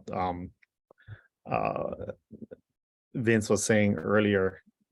Language access is a problem. 40% of our agricultural workforce are immigrants. And, Pacific Gateway Center, we work with these folks all the time. And I will tell you that there are folks who carry RUPs who then resell them to, our immigrant farmers, and we catch them, but of course, they don't rat out, who they got these RUPs from. So there is a problem there. I can't tell you the scope of the problem. I can't tell you the size of the problem, but especially with the immigrant farmers, there does need, and the state is required to comply with language access law to make sure that there is full understanding there. That being said, I know we're kind of beating up on the staff, so I will say that when we did set up on Lanai, I pulled the RUP license myself. The test is, it's substantial. It's all about label reading. And if you're not fluent in English, much less some basic chemistry, then it's difficult to pass the test. So I'll say, to the points about increasing the penalties, if the person was able to get a license, they know what they're doing, and they know what they're getting into. So just a couple of comments about that, and I will say that again, in setting up our RUP program, which we hardly ever had to use, but wanted the nuclear option. The staff at HDOA was very accommodating. They walked us through the reporting process and all of that. So I do feel like if it does get to this point, as far as collections not turning in the report, the back and forth, that I'm pretty sure the HDOE pesticides branch staff has been more than accommodating with each of the violators. Thank you, Ann. Randy? Yeah, Chair, you asked it. The hearing's tomorrow at 2 p.m. Thank you. Thank you for clarifying that. So any other, oh, we do have Vincent. Yeah, Chair, thank you. On Randy's point, or thank you, Scott, for pointing out the fact that these folks didn't use RUPs in that calendar year that they're being penalized for. Is that If I, I'm sorry, if I can just clarify myself. So when we say no RUP purchases, we're basing that off of the RUP sales reports that we received. So we're not making a claim that they did not use any RUPs. We're just using evidence of any purchases of RUPs. And that's how we had based the penalty amount, the structured penalty amounts off of that. So we're not claiming that there were, or we're not assuming that they did not use any RUPs, but we can claim that there were sales, at least during that reporting calendar year, or purchases by the applicator. Great. Well, thank you, Scott. And one other question I have, is there anything within the license that speaks about them potentially mixing cocktails of RUPs and how to report those? Not to my knowledge. I honestly am not in charge of receiving those reports. I only issue the enforcement actions. I can't, I couldn't answer that. Well, I would like Mr. Takashima to address the board at some point around all these nuances, because it's just, you know, like I go back to that lady that had 20 gallons that there was no record at all on how it was used. It just boggled my mind that this kind of stuff happens, and I just would like us tighten up the protocols. Okay, thank you, Mr. Mina. I will definitely leave a message for Greg regarding your concerns. Thank you. You're welcome. Randy? Yeah, I just want to point out that the users or the people that hold these licenses have to keep detailed records on site, and that DOA can do an inspection to make sure these records are up to date. So it's not like where they're supposed to be just using and have no record keeping. And as far as mixing, they got to follow the labels on the pesticides. They can't just willy-nilly mix stuff together. So if they are and they're caught, then certainly they'd be in severe violation. Thank you, Randy. Board members, any further questions or comments? Then we are going to be taking the vote. Board members, any in opposition or abstentions? Okay, then we are going to take the voice vote. Starting with Randy. Aye. Fred? Aye. Oh, excuse me, I'm sorry. Mary Alice Evans. Aye. James Gomes. Aye. Diane Lay. Aye. Vince Mina. I have reservations regarding the severity of the penalty. Noted. Ken Young. Yes. Anya. Aye. And chair votes aye. We have unanimous with one reservations. And then I guess I should ask, can we move on to the last three communications, or does the board wish to take a break? 5 minutes would be great. 5 minutes? Okay, 5 minutes. If I could just ask everyone mute themselves and maybe turn off their camera, and note that once we come back, it will still be live to the public. So the second you unmute, people will be able to hear you. Okay, so 5 minutes, thank you.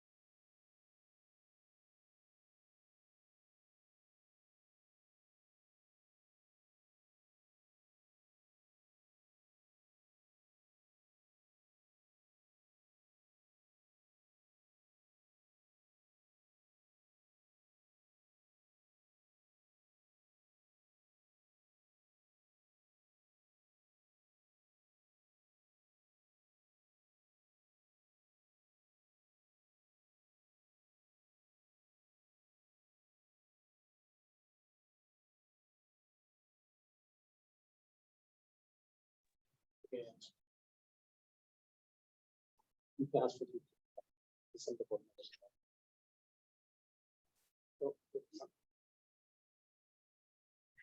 So we already are. We're not. Yes, your audio and video is live. Board members, please return to the meeting so we can resume, and there you are. Thank you very much. We're going to move on with the agenda item, communications, continuing from the department. Staff?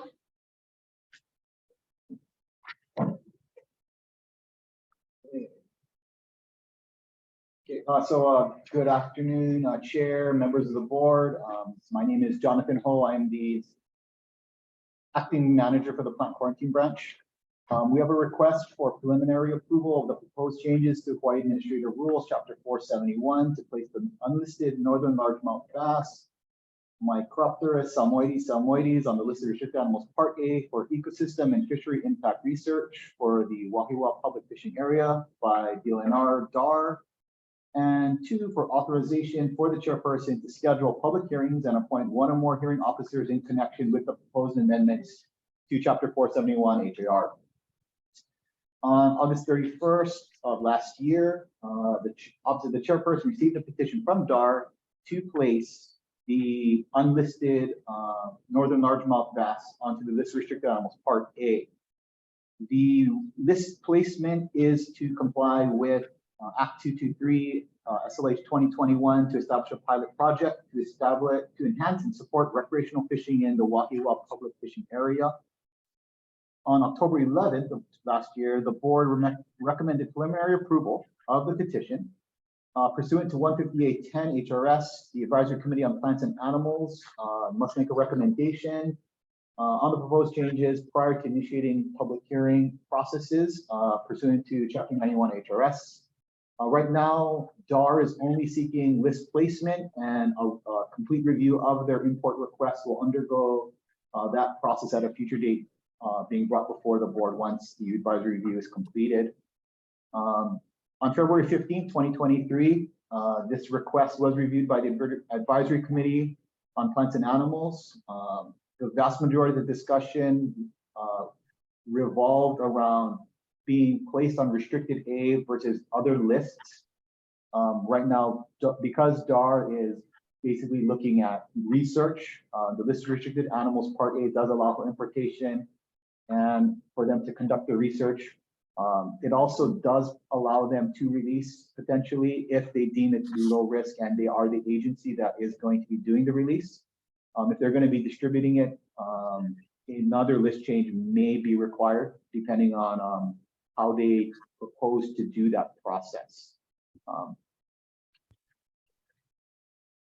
So based on the favorable comments and unanimous recommendation from the Advisory Committee on Plants and Animals to approve the request, PQB recommends that the board preliminarily approve the request to change Chapter 471 HAR to place the northern largemouth bass, Micropterus salmoides on the list of restricted animals Part A, and 2, authorize the chairperson to schedule public hearings and appoint one or more hearing officers in connection with the proposed amendments to Chapter 471 Hawaii Administrative Rules.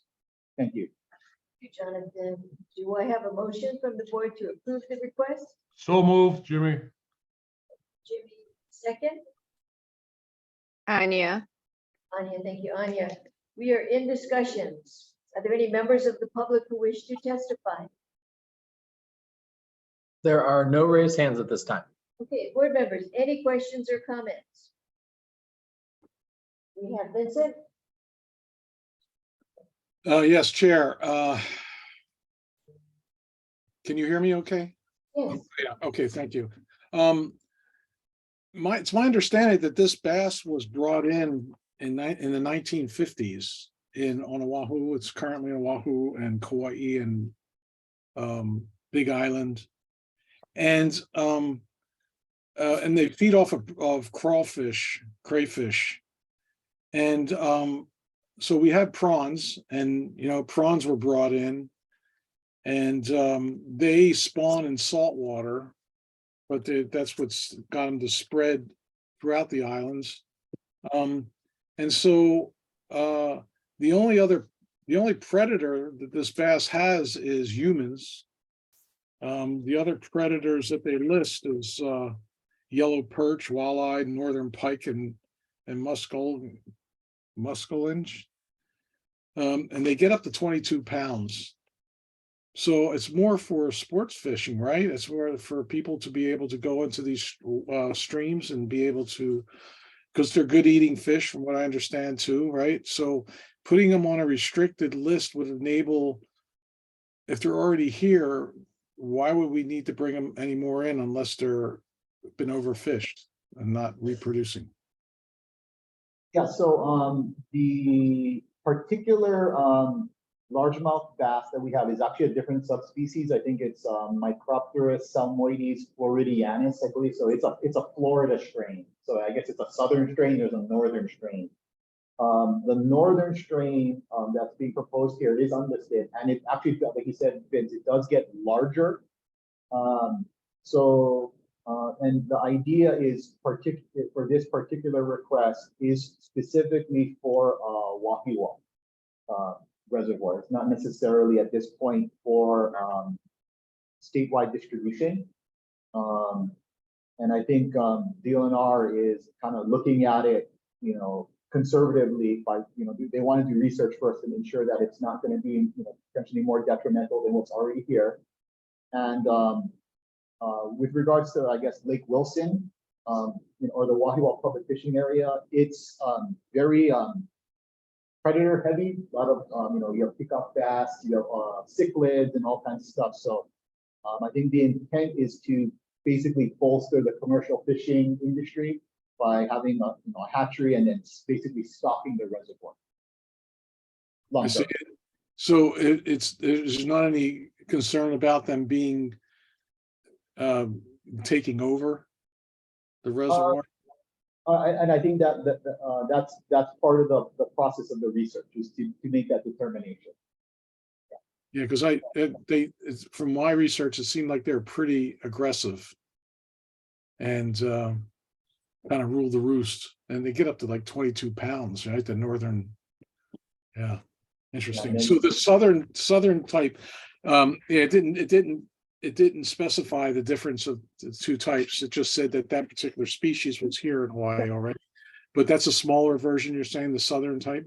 Correct, and that particular species is actually already on the restricted B list. So actually, if DAR wanted to, they could actually just go through review, have it reviewed now. They wouldn't need to do displacement, but the Act 223 specifically requires them to bring in this particular subspecies. Okay, thank you, Jonathan. Any other questions or comments from the board? Okay, so hearing none, we're going to call for the voice vote. Okay, starting with Randy. Aye. Fred Powell.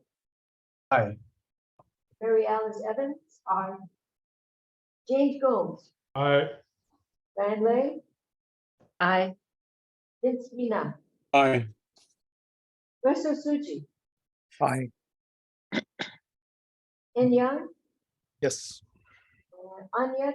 Dr. Anya. Aye. And I chair votes aye.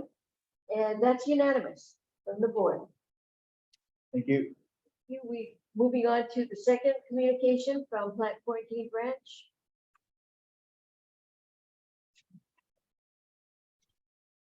Good morning, Chair and members of the board. And I'd like to acknowledge the folks listening from the mainland. Good afternoon to them. My name is Will Leon Guerrero. I am the microorganism specialist for Plant Quarantine Branch, and I'm going to present this request to allow the importation of maize chlorotic mottle virus, a virus on the list of restricted microorganisms, Part A, by permit for laboratory work and shade house inoculation by Pioneer Hybrid International Inc. And 2, established permit conditions for the importation of maize chlorotic mottle virus, a virus on the list of restricted microorganisms Part A for laboratory work, and shade house inoculations by Pioneer Hybrid International Inc. Basically, this virus is known to occur statewide, particularly in areas of corn seed production, such as Molokai, Kauai, Maui, and Oahu. So it was isolated here. Using their USDA permit, they sent it to their lab in Iowa to confirm the ID of the virus and make sure that it was purified virus. And now they just want to send it back for their research. If you have any questions, we do have Kimberly Johnson available from the company to answer. Thank you. So, board members, do I have a motion to approve the request? So moved. Thank you, Marion. Second? Second. That was Diane, thank you. Are there any members of the public who wish to testify? There are no hands raised at this time. Okay, board members, any questions or comments? Seeing no hands? Chair, Yes. thank you. Ms. Johnson, is she willing to, can she get on here? I have a question for her.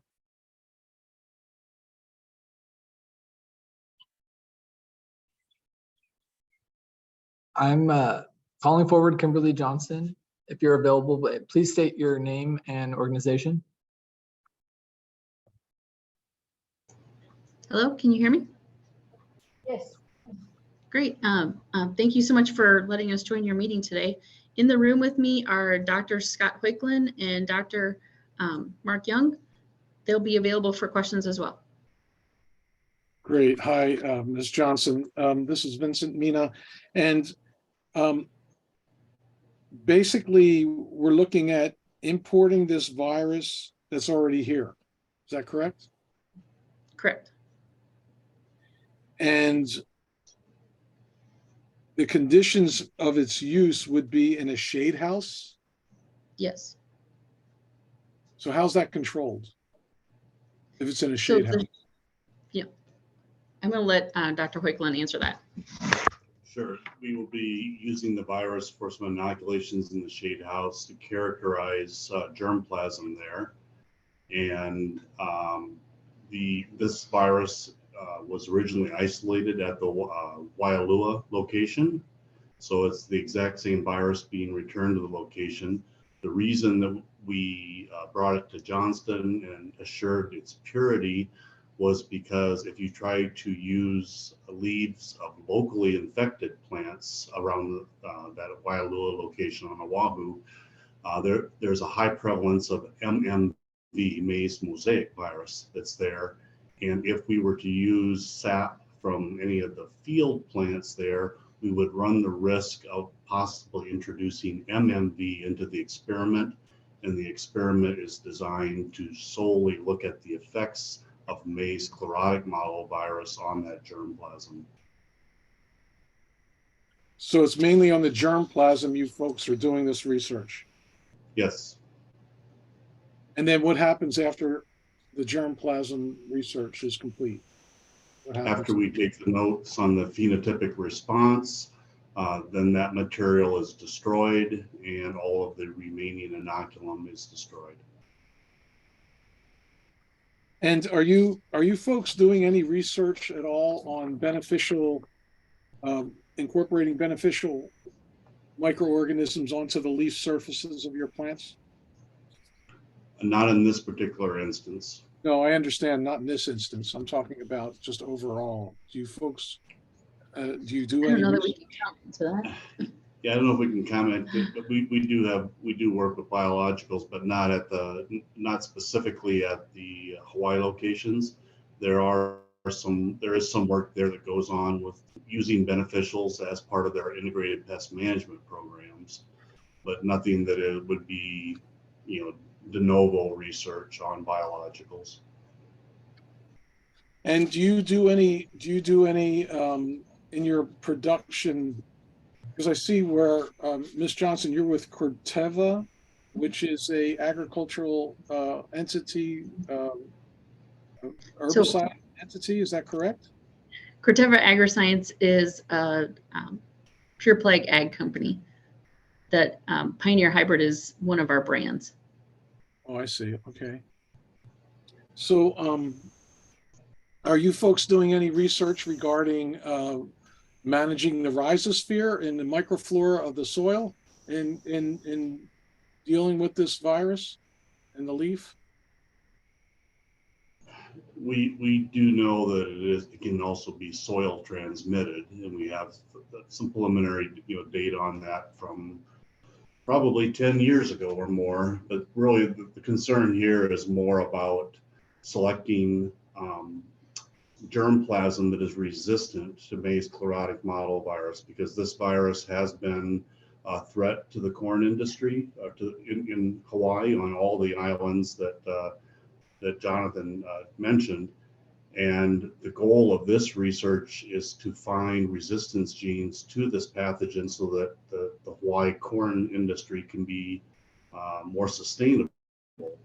In addition, some of the work that also goes towards USDA studies on seed transmission of this virus to better help us understand how the virus spreads and how to better control it. So the use of this inoculum, making sure that it is pure, that's why we're trying to move it from Johnston, just assures high quality research that is designed to help make Hawaii's corn industry more sustainable. Sure. No, I understand. I understand the pathway you're taking. I'm just wondering if there's any research that's being done aside from this that speaks to raising the level of vitality in the soil so that the plants are healthier in order to be able to not be suspect or to this type of a virus outbreak. Well, regardless of the level of plant health, the MCMV virus will infect regardless on susceptible germplasm. And it is true that the healthier the plants are, the better the given level of resistance that they have, it helps with that. But there is really, we've not seen any evidence of, maintaining optimal fertility or microorganisms in the soil that would prevent infection with this particular virus. Right. I can appreciate that, especially when you're monocropping something over a large acreage. It doesn't lend itself to having a strong immunity to something like this. Okay, well, thank you very much for your input. I appreciate it. Mm-hmm. That's it. Board members, any other questions or comments? Okay, we're going to move to roll call vote. Randy Cabral. Aye. You. Fred Cowell. Aye. Mary Alice Evans. Aye. James Gomes. Aye. Diane Lay. Aye. Vince Mina. Aye, with reservations. And Russell Suji. Aye. And Young. Yes. Dr. Anya. Aye. And chair votes aye. It is unanimous with one reservation. The measure has been adopted or passed. And we're moving on to the final item on the agenda, the communication from plant quarantine. Thank you. Oh, thank you, Kimberly. So good afternoon, board, chairperson, members of the board, Jonathan Ho, acting plant quarantine branch manager. So this request is for preliminary approval of the proposed amendment and compilation of Hawaii Administrative Rules, Chapter 472, entitled Plant and Non-Domestic Animal Quarantine, Plant Intrastate Rules, to among other things, implement Plant Quarantine Interim Rule 22-1 regarding quarantine restrictions on the coconut rhinoceros beetle and coconut rhinoceros beetle host materials, to implement fees for inspections and the processing and issuance of permits, establish authority to prohibit the movement of infested materials within the state, include penalties for non-compliance, and to make other changes for clarity, simplification, or other non-substantive changes correcting grammar, punctuation, typeface. And then to 2, authorize for authorization for the chairperson to schedule public hearings and appoint 1 or more hearing officers in connection with the proposed amendments to Chapter 4-72 Hawaii Administrative Rules. So this request is brought before the board primarily to implement the CRB interim rule to make it permanent, and then to include fees for permits and inspections, among other things that I had already mentioned. Section 2 includes a list or a summary of all the proposed changes, and I'm going to highlight a couple of them. On item 3, the definition of chief is deleted, and it's basically going to be changed through SPRO throughout the chapter, so that there's still a singular authority who's going to be making the decisions for dispositions. The definitions of pest and soil are added for clarification, and they're basically what's taken straight out of the statute. The definition of infested, I'm going to note that there's going to be a change that's made to this definition, in that the reference to insects and diseases also needs to be included in this definition, and that will be included in the branch's recommendation. Item 7 basically allows the SPRO to basically prohibit or quarantine the movement or sale of infested commodities. And I'm going to note that this section was changed according to testimony that was provided by the coordinating group on alien pest species, and the rules that were provided to you actually do not reflect those changes. However, in the testimony that CGAPS did provide to the board, the proposed changes that were supposed to be included are there. So we'll cover that when we get to that part. Sections 9 and 10, or items 9 and 10, add the fees for inspections and permitting. 12 streamlines the designation of, or the expansion of quarantines to eliminate written notices to affect industry members and make it basically just press releases, and then removing the requirement for the board's action to take place on the island where the infest or where the new quarantine is going to occur. And with the advent of virtual technology, that requirement is quite antiquated. Section 14, there was an omission with regards to a reference for microorganisms that was provided by subcommittee member Dr. Whalen, and that also needs to be included. And then section 24 is the CRB interim rule, and we'll have a discussion specifically with regards to how the rule looks from what was presented to the committee. Of the 8 subcommittee members that responded, all recommended approval. Ms. Matsunaga from Plant Pest Control Branch did have quite a few comments, which are covered.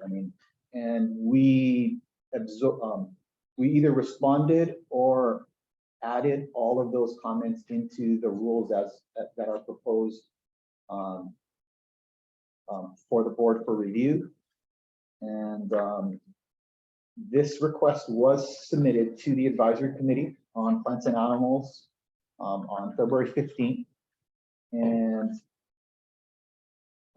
much of the discussion revolved around the definition of pest. And the definition of pests is basically organisms that are designated by the board. And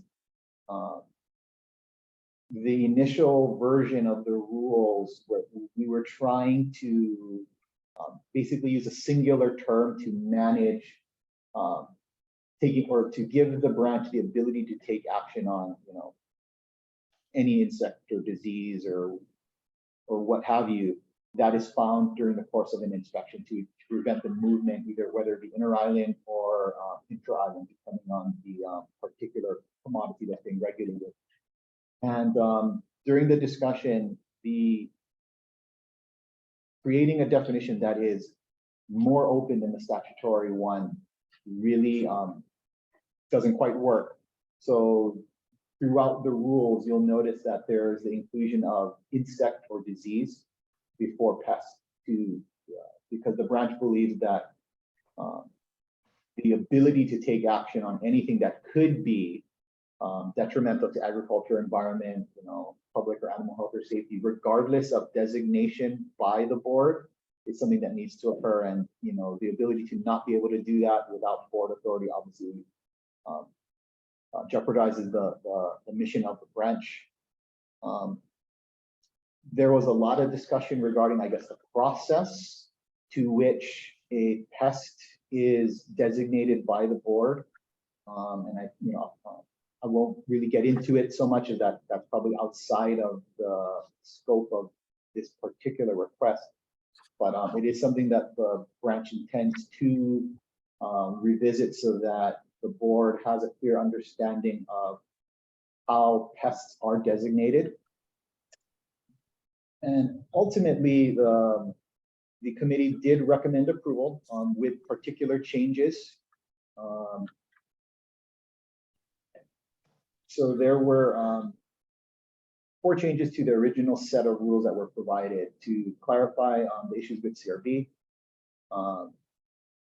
to add additional species to the examples of pests that are designated by the board, to add another disease to the banana restrictions. That disease does not exist in the state, but should it occur, we have the ability to take action immediately. And to address the definition of pest, to ensure that there's broad authority to ensure that the branch can take action should there be a pest or insect or disease that's found during the course of an inspection.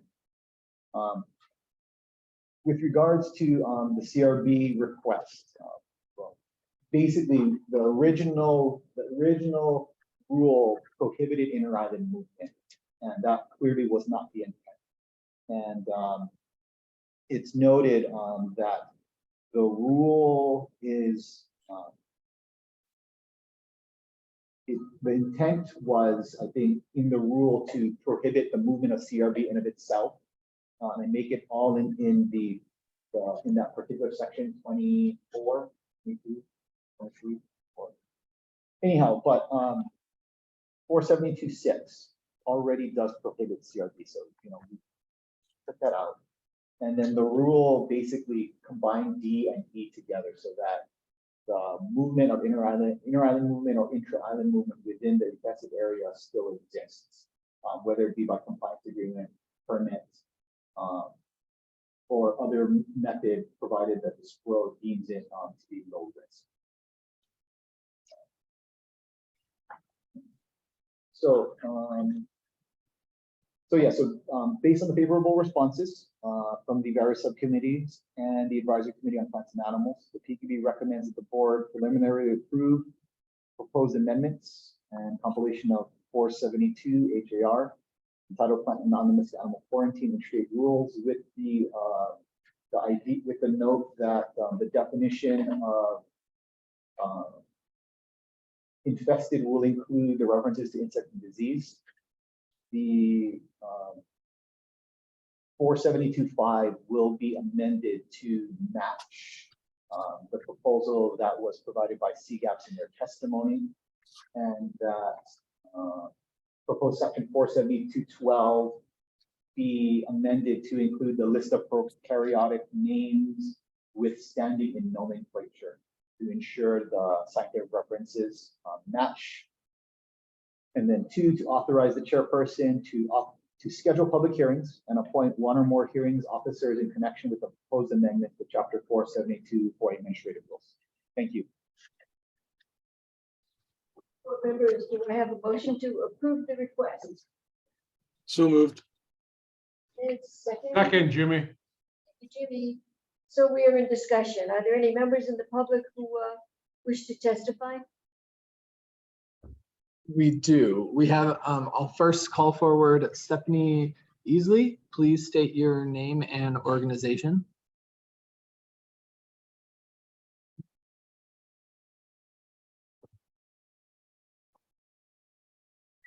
Hi, can you hear me? Yes, thank you. Oh, great, thanks. Good morning, Chair and members of the board. My name is Stephanie Easley. I'm a legal fellow with the Coordinating Group on Alien Pest Species, and I'm delighted to be here today. Thank you for the opportunity to testify.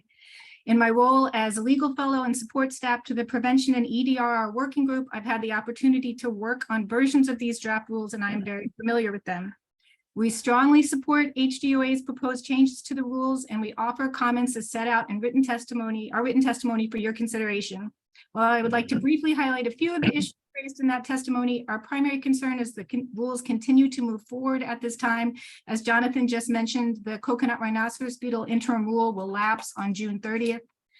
And HDOA and UHC-TAR and the state has put a lot of resources into that program. It's a new approach to regulating coconut rhinoceros beetle, and we would like to make sure that's able to continue uninterrupted for all the businesses that have signed up to participate. Jonathan, I don't know if it's appropriate for you to reply. Did you take also everything for the movement of infested material from CGAP's comments is proposed by HDOA? 472-5. Awesome. Thank you so much. Okay, well, that'll shorten this. I'd like to highlight a couple of things in our testimony. We ask that section 150A-53 be added as a statute implemented for proposed sections 1, 2, 3, 4, 5, 9, 10, 15, 22, and 23 of the new chapter 72.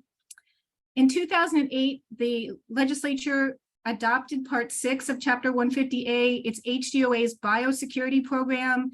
It's a new approach. Instead of just making a list of species and then you have to get a permit, it's intended to allow a broader number of mechanisms, and a lot of species aren't on a list because we don't know that they're here. There's thousands of species. And so just this authority, the biosecurity program authority is used throughout the draft chapter 72 rules, and we think it's appropriate to add that as a statute implemented.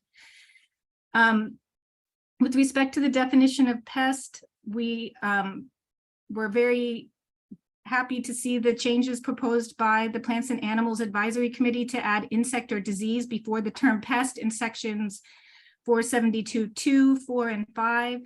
This will provide a regulatory basis for HDOA to prevent the intrastate movement of all insects and diseases. We hope that HDOA finds a mechanism to regulate any plant, animal, pathogen, or other organism that is or may be injurious, harmful, or detrimental to agriculture or horticulture industries or forests of the states, such as mites, spiders, nematodes, and other invertebrate and vertebrate pests that have not been designated by the board.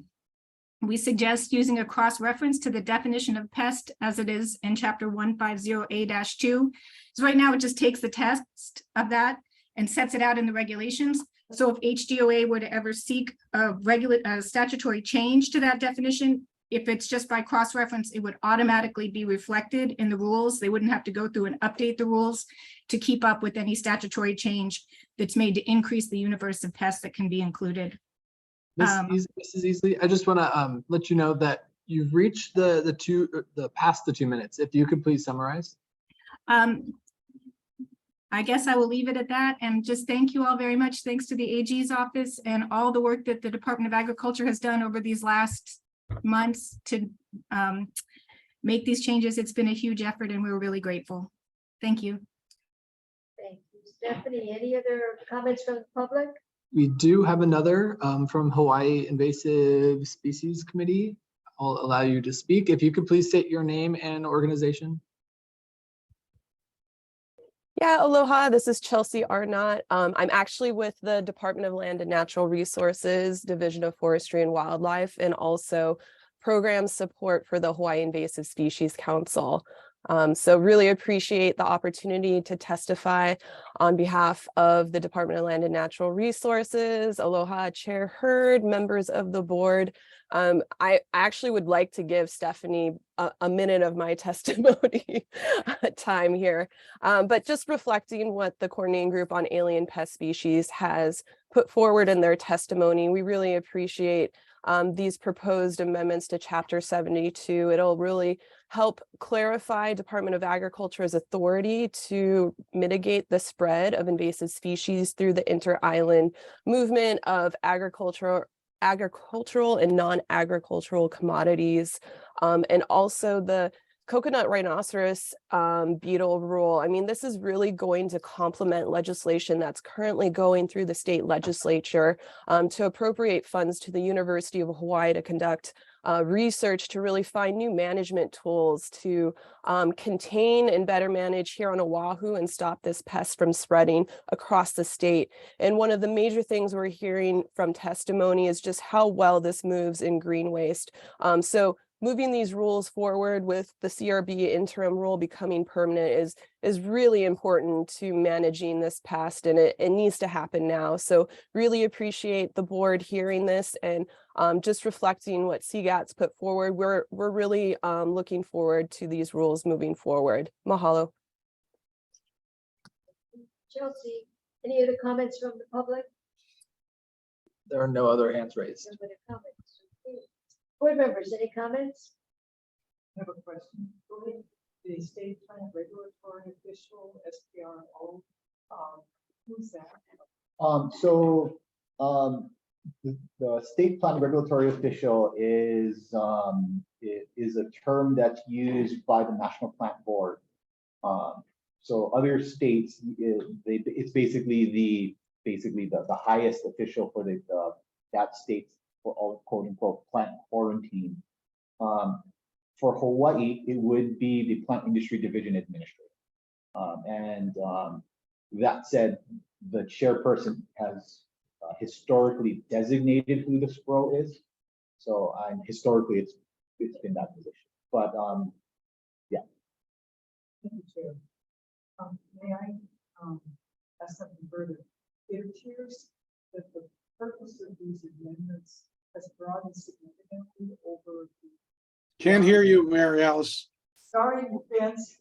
It appears that the amendments to the rules have broadened significantly over just the quarantine of coconut rhinoceros beetle, plant material and soil and grubs. Are the rest of the changes more in a housekeeping element, or this is a compilation of changes that have been done by emergency rule over the years? Yeah, so the only thing that's a compilation is the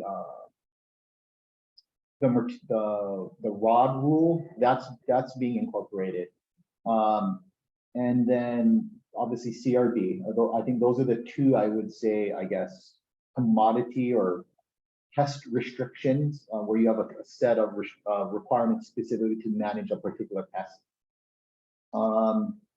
The other things that are included here that really weren't in the section is, for example, permitting fees. So there are no fees for permits right now. So basically, if you want to get a permit for to move an ohia log, for example, from Big Island to Oahu, the permit is free. We probably issue 300-400 of them a year, free.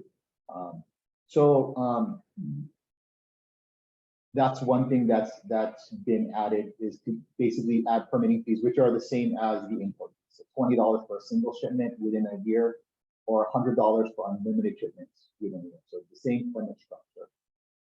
The other thing that's been added is fees for inspections that are conducted either on overtime or away from the port.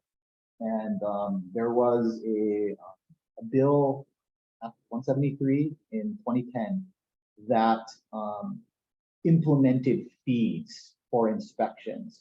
So we've been charging people the fees, they're just not in the rules. So there really isn't, I would say, an effect on industry from that standpoint, because the fees have been charged. It just got more of a clarification. And then the last thing that I would say is, I think I would say it's significant, is the ability to basically stop sale. That section 5, I think 472.5, or that ability to stop something from being sold. Right now, there really isn't clear authority to stop sale, quote unquote, stop sale for things that are infested. So we now have authority, or the SPRO has the authority now to basically take some regulatory action to, send out a state subject to treat, potentially destroy or move infested goods to ensure that whatever it's infested with is not spread further throughout the area or within the state. Those are kind of I think the big things, but a lot of the rest of the stuff is, I think a lot of it's clarity, or to, change things to make, a lot of it is more to make things more clear, to match what's actually being done. A lot of it, I would say, is not substantial from that standpoint. Thank you, Chair. That's much clearer to me. Yeah. We have 4 hands up, starting with Enya. Thanks, Jonathan, for the presentation, and just kudos to the staff. I know this is hard work and it's eye glazing, I think, to some of the public, but the policy piece and trying to deal with this comprehensively rather than kind of band-aid, just throwing things on the list as they occur. I mean, that's the way we gotta go, I believe.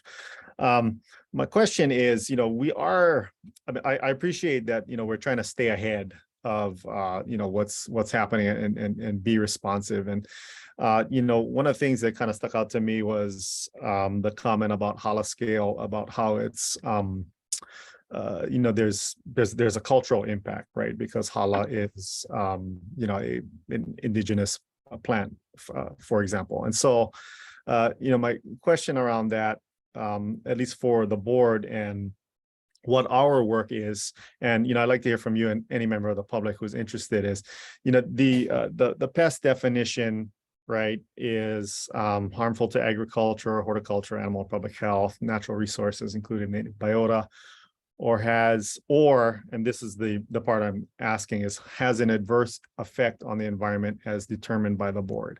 Obviously, if we're lobbing pests on the list, when they occur, that's a reactionary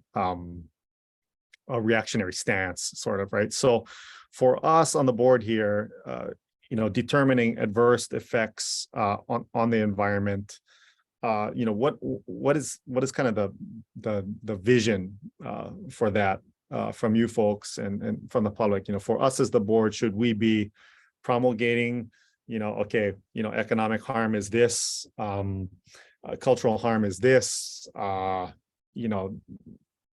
societal harm, whatever those things are, to try to, again, just stay ahead of the game with regards to stuff coming in.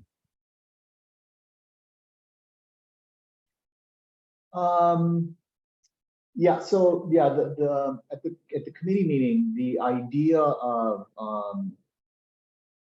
trying to deal with, I think, what the board determines as a pest, and I think the idea of that being, I guess, somewhat reactionary, and the idea of trying to be proactive, and I guess the definition is quite broad, as approved by the board. Conceivably, to be proactive, could the board just designate everything that meets the criteria as a pest? And then you have the ability to basically take action at will, if that's something that the board would like to do, as opposed to identifying particular species. But I think, that idea, obviously, I think you probably have to work with council on that, if that's something that could be done. That seems quite broad. But I think that particular, I guess the answer to the question, I think, is probably outside the scope, of this meeting. But I think, trying to find a way to be as proactive as possible is, I think, something that we need to do. And I guess, I mean, maybe a point of clarification. The rules really haven't been amended since like 81.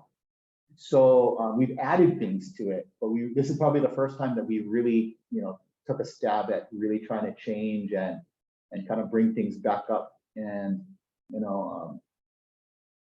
I guess trying to balance the need to be very comprehensive and ensure that we can get everything that we need done against making sure that CRB doesn't lapse was a real, like, a juggling act. And, and I think we basically called it at this point with the idea that if we keep, we could continually, massage it, but, CRB would lapse. So we basically we cut it as is, and, moving forward. And I think the ultimate determination of how we're gonna go through with it and, I think evolve this still needs to happen. I mean, kind of kick the can down the road a little bit, but I think it's trying to manage the time so that CRB doesn't spread, obviously, because, we still have the inter-island quarantine clearly has been working. On island, I think has, it's a little hard on island, but the inter-island quarantine, we have a very, the system seems to be working. And I think, obviously letting that lapse would be detrimental. Sorry, Ann. No, I mean, I think I think that was probably the best answer you could come up with, given me kind of popping on you. We may be kicking the can a little, but if the can hasn't moved, since the 50s, then, the first kick is okay. Yeah, I think for us, and I think you're right, it'd probably be outside the scope of this particular meeting, but, I do want to dial in on just that section, adverse effect on the environment as determined by the board, because if there are things we can put into place as a board that say, hey, these are triggers that you folks can just kind of jump on and act, then I think that give you some flexibility, as well as not having to wait for the monthly meeting and hope there's quorum, right? Yep, I agree with that. Okay, so Chair, I don't know what the appropriate process is for that, but it'd be a discussion I'd be willing to participate in. And I actually also, we have Darcy Oishi from Plant and Pest Control that wanted to answer N. Is it okay if I bring him up?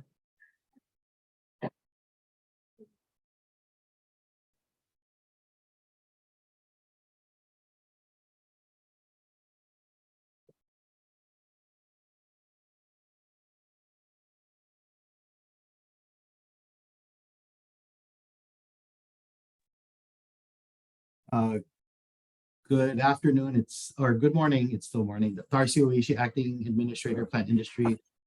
To answer, for my version of the answer for you, Ms.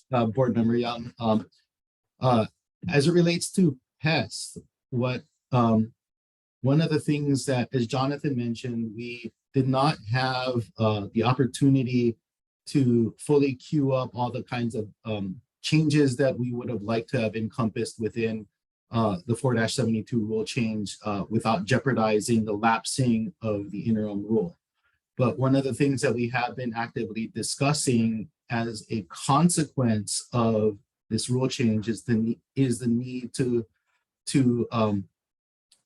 modify statutorily and functionally how we define a pest within the department. So we're going to be, after we're completing this rule change, we're going to be taking a step back to reassess all these other housekeeping issues that we've identified. And to answer your question, one of the things that we can factor in since there is already language within listing, is we can create criteria for how different categories of pests can be defined. And for people who've known me for a long time, I've always been adverse to the creation of lists. but there are certain benefits for a list where we can perhaps create an ability to quickly add in based upon categorizations. And we have some good models in California on pest list categorizations. They have a Q, A, B, C rated pest and rating systems that can be used as models for how we categorize pests, so we can be more proactive instead of reactive. And in terms of moving forward with addressing pest issues here. Thank you. Thank you, Jesse. Back to the board member list. Did you put that up? Next would be Dan Lay. Thank you, Chair. I just want to acknowledge staff. I know this is a tremendous amount of work and good shot at it. So I did have some questions which will probably come up in public hearings, assuming this goes forward, as to inspection of plant material, for the industry. In particular, I was interested in the current process of inspections. Is it generally at nursery sites before they load or during the loading process? You're taking a 40-foot container. I'm just wondering how that, when you folks interact. Yeah, so so the fee currently is based off of where the inspection is conducted. So if it's conducted at the office, obviously we don't charge them. If we need to go to their facility, obviously there is a charge. For I guess so it's really it's very load dependent. If the shipment is something that you could conceivably inspect on premise, we would do it here. And if it's not, like for example, you have a 40-foot container that has like 500 3-gallon Areca palms, obviously we would do it at the site and then certify it and have them load it for shipment. We do that basically about 24 hours before shipping, so that they have time to obviously put it into the container. But that's basically how we do the inspections now. Okay, because I guess I just noticed your comments, in I think to one of the committees, that said, the intent behind the fees is incentivize them to bring plant material to you. Well, if you're bringing a 40-foot container, then you're only looking at the back door. Yeah, So, no, yeah. The inspection has to be something where you can actually inspect it. So okay, and then also capacity. That was the other question. Both staffing as well as facilities. If somebody's pulling up a 40-foot container, and all of a sudden you got 6 of them over at PQ, you're going to have a parking lot jam up. So. Yeah. So what's good is that, like I mentioned before, we've been charging the folks already. So pretty much everybody is very well aware of the requirements, and we have, for all intents and purposes, regular shippers. So okay, everybody has kind of a set time and date. We know everybody is. So it's more. This is just more codifying the fact that there are fees, but everybody for all intents and purposes knows what's going on. Okay, thank you. Appreciate it. Okay, and next would be Vincent. Yes, thanks, Chair. And to echo my colleagues, great work, staff, on this. And Jonathan, I hope you're up for a raise soon. I really appreciate your leadership in this. Truly, you do really great work.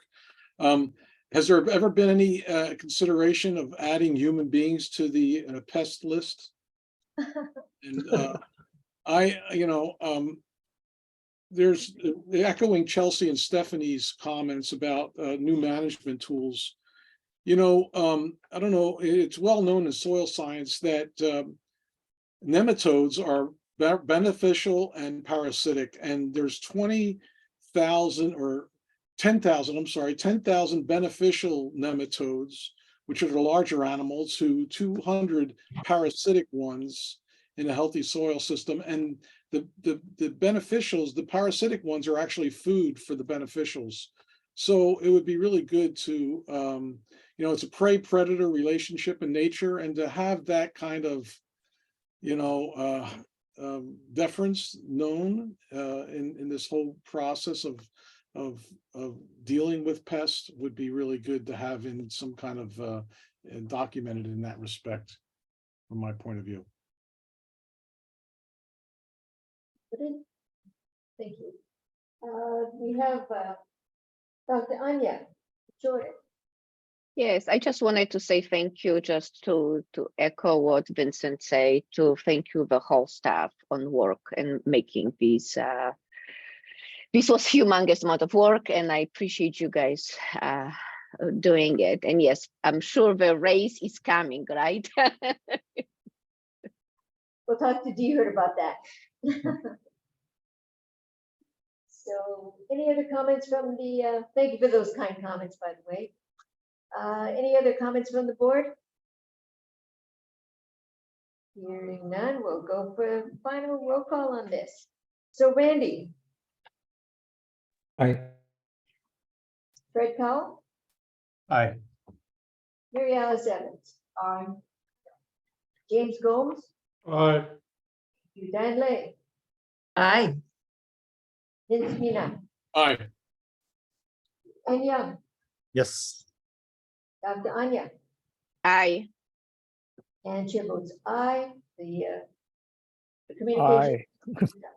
There. Did you get somebody? Russell. Russell, I'm Yeah. sorry, Russell. Aye. Russell, thank you. Now it's unanimous. Thank you. Thank you. With that final item on the communication list, we'll move on to old business. Any old Chair, business? Chair, I have a comment about old business, and Brian, hopefully this is allowable. Is there any follow-up on the seahorse business on Big Island? Did they ever apply, put in, get in the necessary paperwork to be able to bring the seahorses in and all that? I will ask. Or the food for the seahorses, I should say. Food for the seahorses, that's right. Yeah, so Jonathan Ho, acting branch manager. Yeah, so Trenton was working with Ms. Koji Schmar to get her submittal in so that we can get it through review. I believe she's pushing to do a declaratory ruling on the definition of institution. Okay. And so I think that's kind of what she's pushing forward with now.